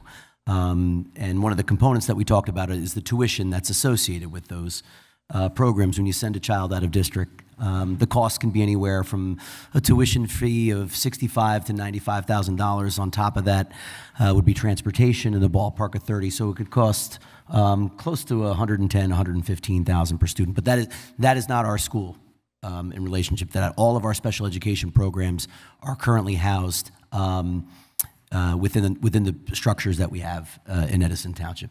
Thank you. I mean, you're happy to set up an appointment and have further conversation with him later. Next, yes. Thank you. Am I recognized? Name and address. Name and address. For a good time, 9 Finch Court. Am I recognized? Yes. Thank you. I came here to talk about one thing, but we'll talk about several things. Someone's gonna raise their hand for me. I'll get an extra 6 minutes. But I'm a little bit disgusted. That you violated Robert's Rules of Order. The man said he was handing 5 minutes of his time over to me. Earlier in the meeting, you gave it to the teacher's husband. But when someone wanted to give their time to me, it was you forfeited it. That's discrimination. Keep in mind, someone's going to give me an extra 6 minutes. You guys set those rules today. So you're discriminating against the special needs kids. I really don't understand how you're going to purchase Talmadge when New Jersey state law says you can't discriminate against the special needs kids. You need to continue as is. So you're going to take every single special needs student and separate them from everybody else? I don't understand. I really don't understand how you can do that. Absolutely disgusting. And you don't even specify, are they the students that have IEPs? Are they people that are so handicapped that they're in wheelchairs? You're not even explaining none of it. But even the way as it is, you're still violating New Jersey state law. So the excuse to house special needs students, in my mind, it's not true. The reason why I came today is because I honestly thought, through the chair to Toth and Aldarelli, that the reason for this special meeting was not to appoint people, but to raise the budget 1.5%, possibly 2%, just because you guys accepted the kindergarten. So now I'm wondering where those $4 million in cuts are going to go. It really doesn't make sense to me. That's really why I thought. You understand why I would think that. It makes sense to you. Constantly. No agenda. You broke the law. There's no agenda. I want an agenda. I don't want to go on my phone. I'm born 1987. I don't like that computerized crap, all right? If I want a piece of paper and I want to read a freaking piece of paper, you understand? You're going to give me that freaking piece of paper. The lawyer says I can't curse. That's not true. Rosenfeld versus New Jersey, you certainly can curse. You can go all the way and say mother effers several times, but we're not going to go down that route. Why are you lying to me? Why are you giving me wrong legal advice? Don't answer that. It's not your time to speak. And at the same time, it's not your job to give me legal advice. So please don't tell members of the public to curse or not to curse, because now you're diving into the realm of legal advice since constitutionally they're allowed to curse. That's wrong. What you're doing is wrong. Vishal Patel, you're constantly You're out of order by the simple fact that you refuse to call Jerry out of order, you refuse to call Ralph out of order.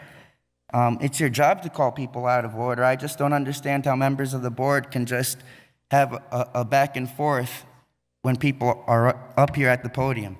We only get 6 minutes of time, and you guys can stand up there and talk as many minutes as you want. Why are you taking time away from us? That doesn't make any sense to me.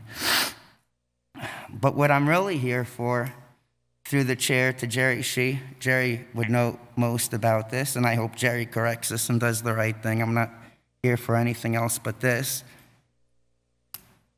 The gag order is still in effect, so I gotta be careful on what I say.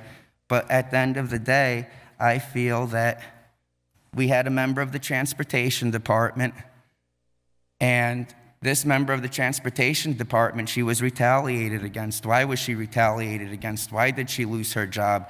I believe Miss Anna Rodriguez, I believe she lost her job because she did the right thing. As an American citizen, she did the right thing. She became a whistleblower.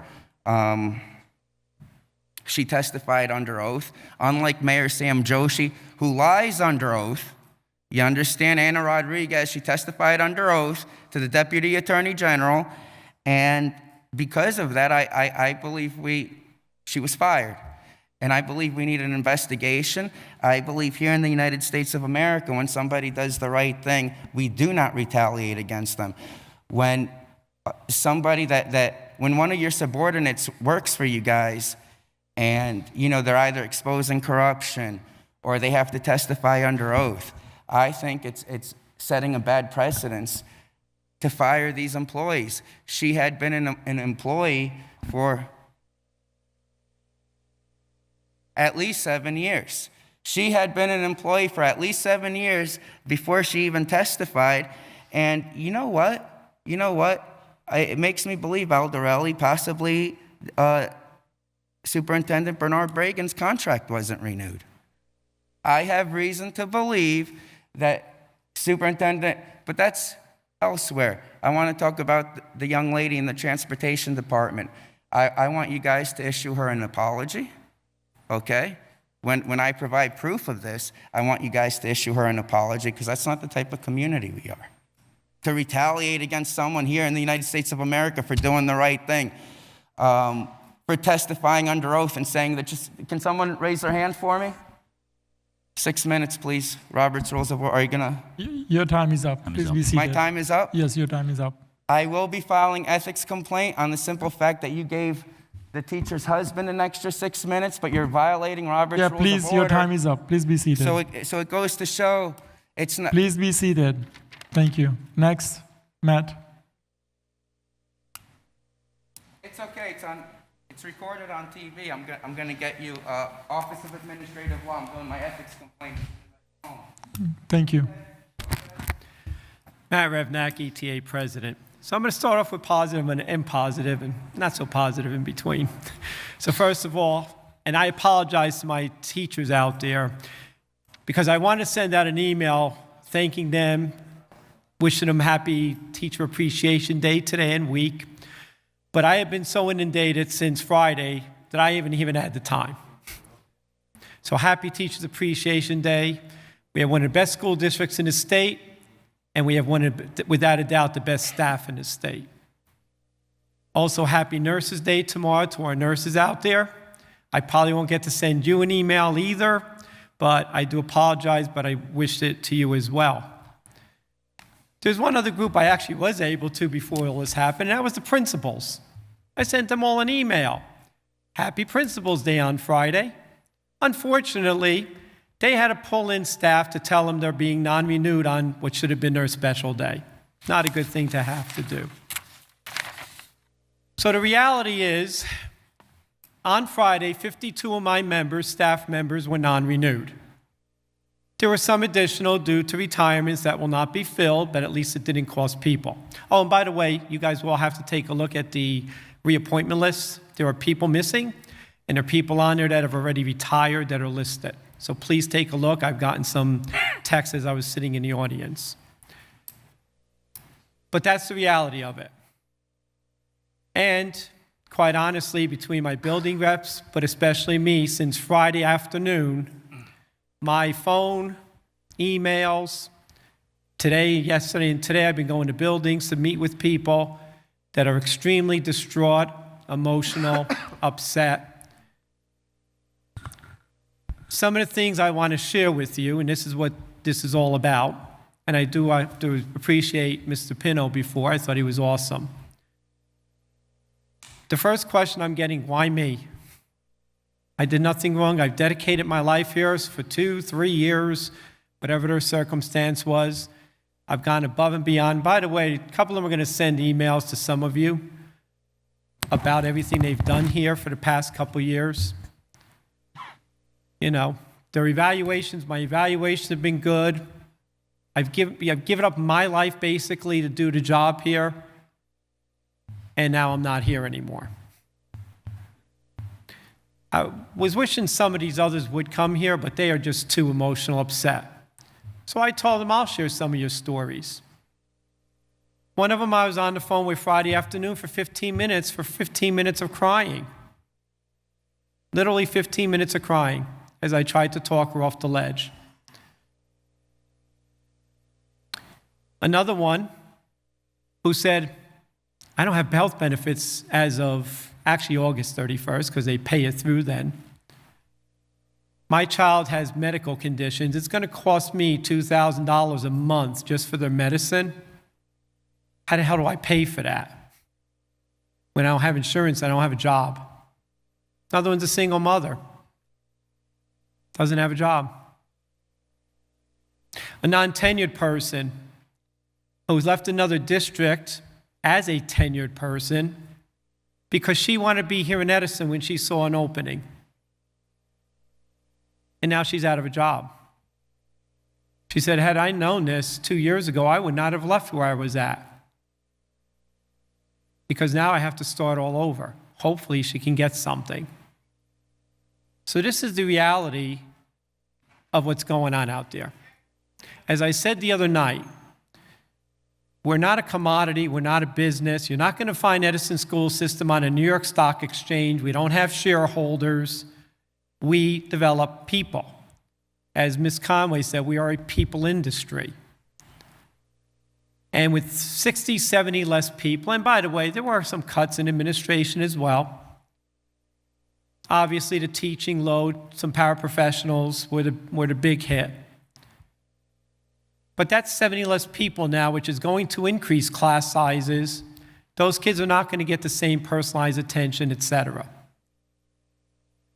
I sure hope some of you cannot sleep at night like these people have gone through since Friday, rather. And I'll add my name to that list. Because it's a tough thing that happened to these people. Their lives have been upended. One final thing before I get to my positive to end. It really looks bad. Please don't respond to the public when they're speaking. I've talked to some of you about this before. I guarantee you tomorrow I'll be getting things. Why are they doing that? Why are they attacking Sue Campione? Why is, this one interrupting? Let the people have their 6 minutes. Respond afterward if you need to.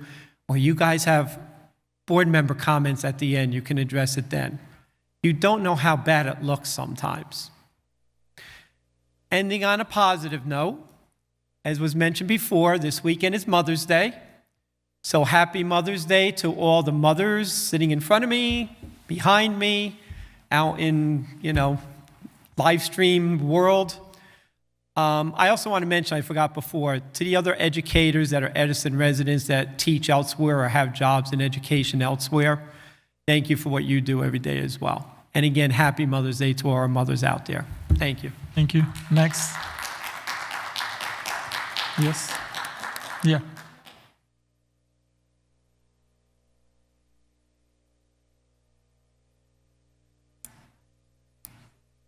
Good evening. Adam Glynn, CEO of the JCC Middlesex County, Oak Tree Road, Edison. I apologize for having arrived late, so I don't know whether or the extent to which there may have been any discussion about the preschool expansion program and the challenges and the machinations that may be going on. But I want to use a statement that a woman made some time ago, that a budget is a story. I know when I lead my organization and we do our budget preparation, we talk to our staff about how a budget is supposed to tell a story. A budget is supposed to set forth the priorities for the organization, what is important, where the organization sees itself, what it sees as its mission. I'm not here to discuss land deals. And at the risk of redundancy from my statement last week, the reality is that of all of the items that have been under discussion and items of some controversy, there are only 2 items that are purely educational, that purely go to the mission of the Edison Public Schools, which is to provide the highest level of education to our children. And those are, within this budget discussion, those are preschool education and our education staff. Those are the 2 pure mission issues. Those are, and those should be, your focus. Those are, and those should be, your priority. Somebody mentioned earlier about we need to make sure with the preschool program that we are offering preschool to, I think his words were, the poorest of the poor. Somebody made a comment about, well, we have a special ed school, what do we need another? I'm on the ground every day with children from this district in the preschool expansion program, and I can tell you a few things. Number one, the vetting of that program and the children who are fortunate enough to get into that program starts with, and I know you know this, starts with recognizing and identifying those that have the greatest socioeconomic need. That's how this works. That's how this system works. Number 2, and you know this as well, we have many children that come to this program who come with special needs, with learning challenges, with developmental challenges. We are their pillar. We are their resource. To end this program doesn't simply and shouldn't be based upon whether it saves you money. Ending this program will literally put hundreds of children behind. I heard one individual say, when I put my kids through school in Edison, we didn't have preschool. We taught them at home, and they did fine. Respectfully, and my children have been out of the district for many, many years. They are adults with families of their own. I know I look younger than I am. But the reality is we live in a different world today than we did even 10 years ago. The reality is that children who don't have preschool education enter kindergarten behind. That is simply evidence-based. That is not hyperbole. So I go back to, a budget is supposed to set forth your priorities. It is supposed to set forth your understanding of your mission. And your priority is, or at least it should be, to start the children of our district off properly with the greatest opportunity for success. That begins in preschool. That begins with an incredible teaching staff. And one more thing. That begins with the recognition by the lay Board of Education to defer and listen to the experts. We are fortunate in this district to have professionals in our administration that frankly are experts. Your responsibility may be to guide policy, but your responsibility as leaders is to recognize the leadership in others, and that is your administrative leadership. Thank you. Thank you. Joe?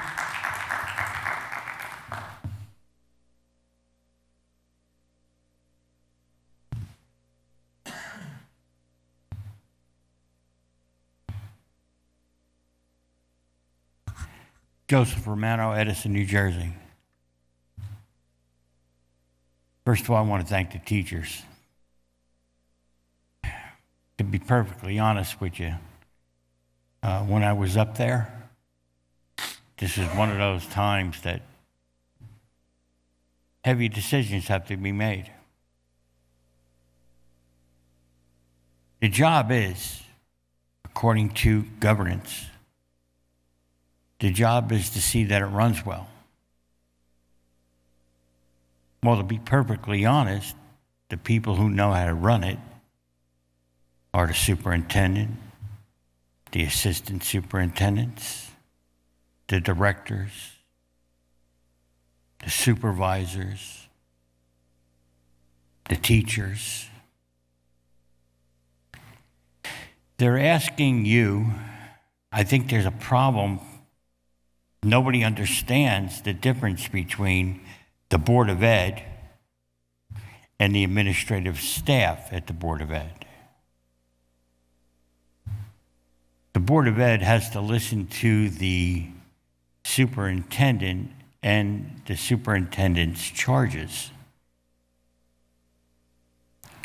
You're to make a decision as a board, as a whole, to listen to the superintendent and to follow the 5-year plan that was voted on. And every year you add on to it, which is fine.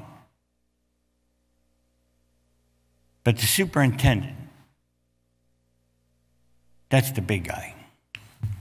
He makes those decisions, excuse me. If he says we need this,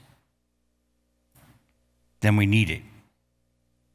Because I will take and say this. He's the one that runs the place. At the end of the day,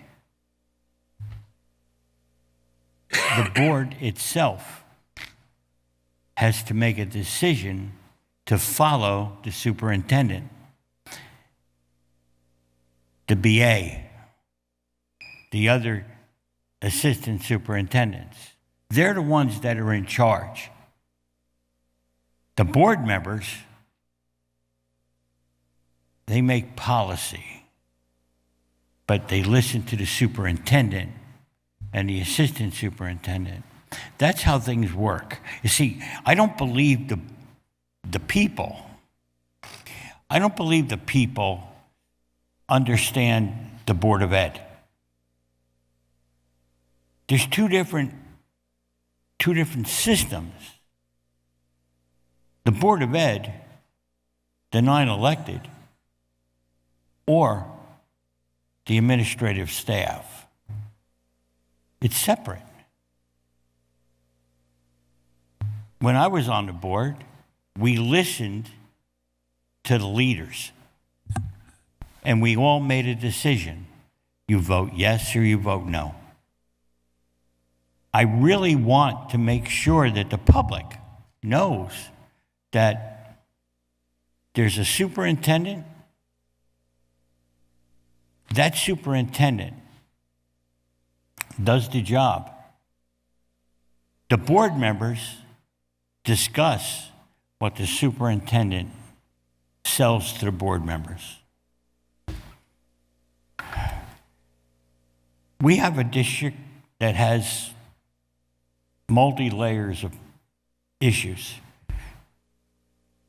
Let's talk about Jackson, New Jersey. They sold 2 schools. Let's talk about Tom's River, that actually right now is contemplating going bankrupt. We talk about other districts in North Jersey that are disintegrating. But I can tell you this about Edison. The superintendent and the people that are in charge with him are doing everything they possibly can, and they need the Board of Ed. They need the people to take and to listen, argue, scream, but come out and have a cohesive thing. And you know who it's all about? It's about our students. You know, them little kids? Yeah. They put it together. That's what they do. They do it well. If you remember governance, the first line in governance is to see that it runs well. It's not to run it. It's to see that it runs well. I want to thank everybody for making this happen. Thank you very much. Have a wonderful night. Thank you. Next. Motion to close public comment. Second. All in favor? All in favor? Aye. Thank you. Board member comments?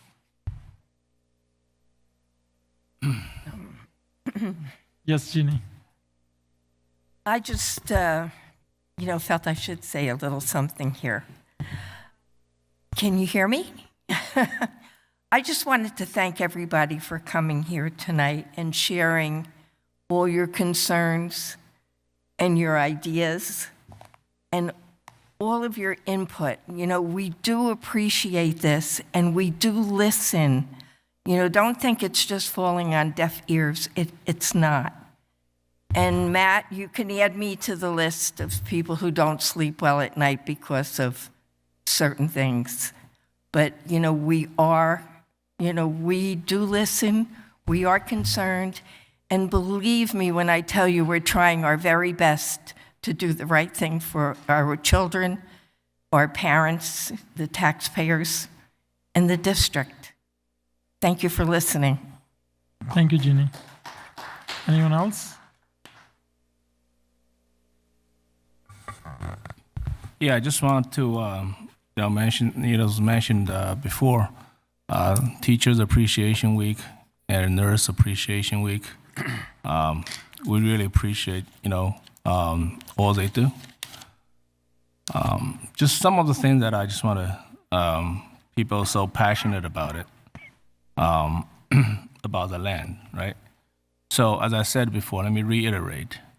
We don't make decisions based on what we understand. We don't make decisions based on what your noises are. We're based on the decisions from professionals. The contract is still in the process of negotiations. There are a lot of things I cannot say, but the final decision is on the professional assessment.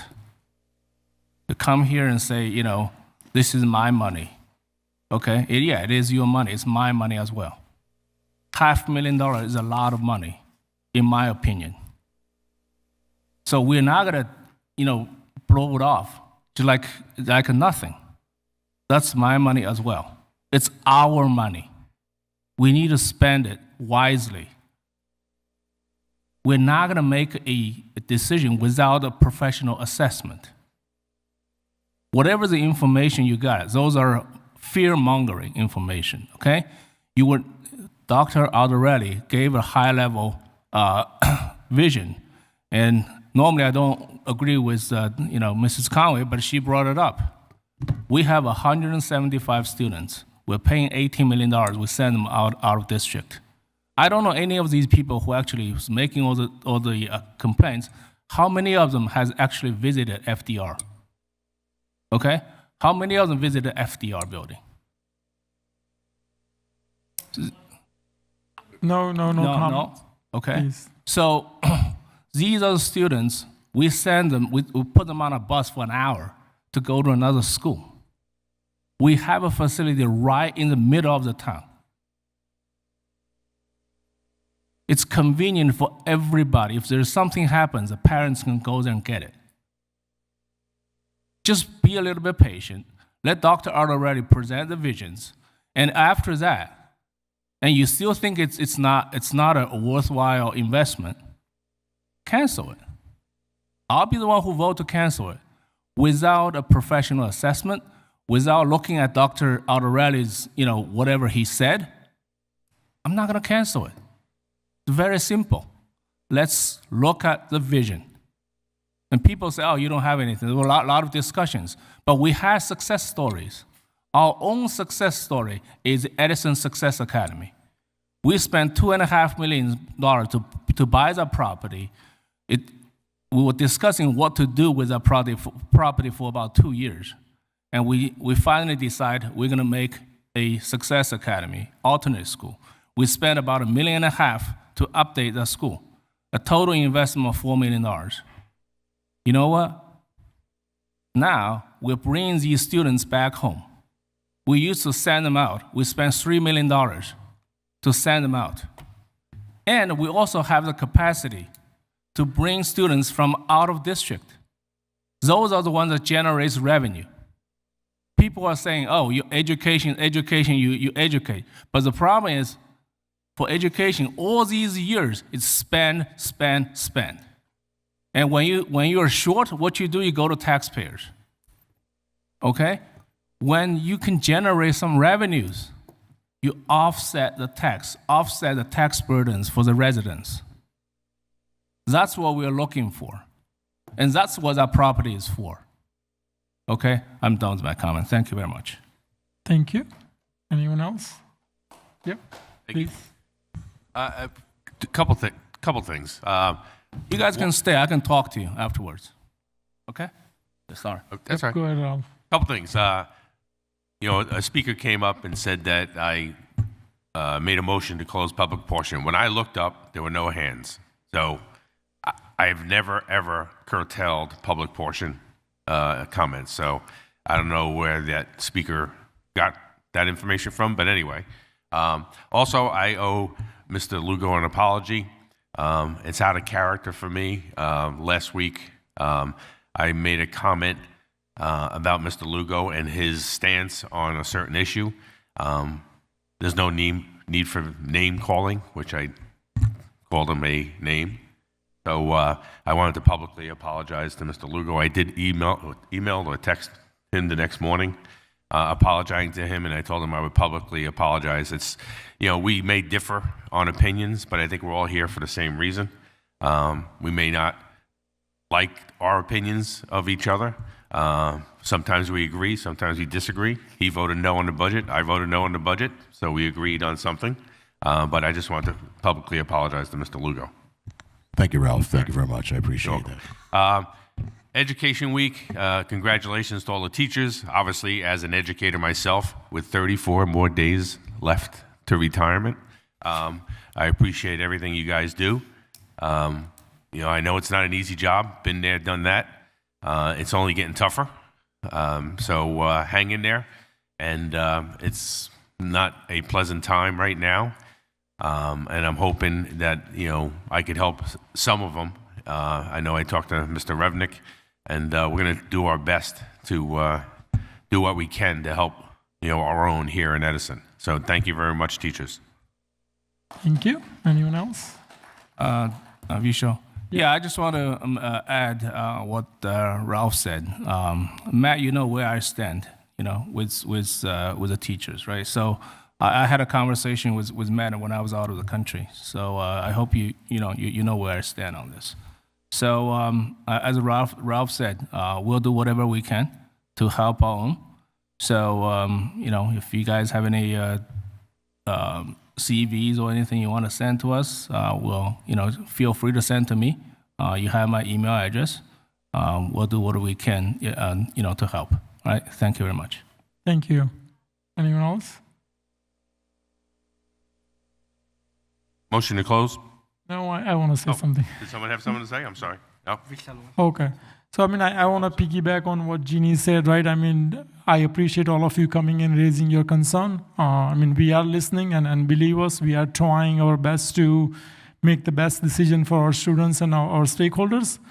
But at the same time, I want to recognize that there are certain people who is coming with political biases to discredit the board. And in response to that, I want to at least share why I do what I do, what I want to achieve in this school district and how I do it, right? So I'm very passionate about our students and education. I believe in giving back to the community, and I believe in a phrase where I want to give back to the world more than I take from the world. What I'm trying to achieve is I want to create this, environment. I want to create the culture, resources, and an environment in the school district that allows our students to be the best version of themselves. And how I do it? I do it by keeping students at the center of every decision I make. Some of those choices are not easy, but I make those decisions with 100% honesty and integrity, and it empowers me to take a lot of bitterness and disrespect with a smile. And somebody said that I'm afraid of responding. I'm not afraid of anything. When you make decisions with honesty and integrity, it gives you power not to be scared of anything. But I choose not to respond to any threats, disrespect, and condescending tone. And I will not respond to those kind of tone. But the issue that we are discussing is important to me. I'm always happy to discuss it in any respectful forum. I have been to many, community gatherings where I have given the information, whatever information that I can legally. I have spoken to a lot of residents one-on-one, and I'm always happy to do that. But I will not respond to any threats or disrespectful comments or condescending tone. Thank you. Anyone else? Yeah. Motion to close. Second. All in favor? Aye. Thank you. Meeting.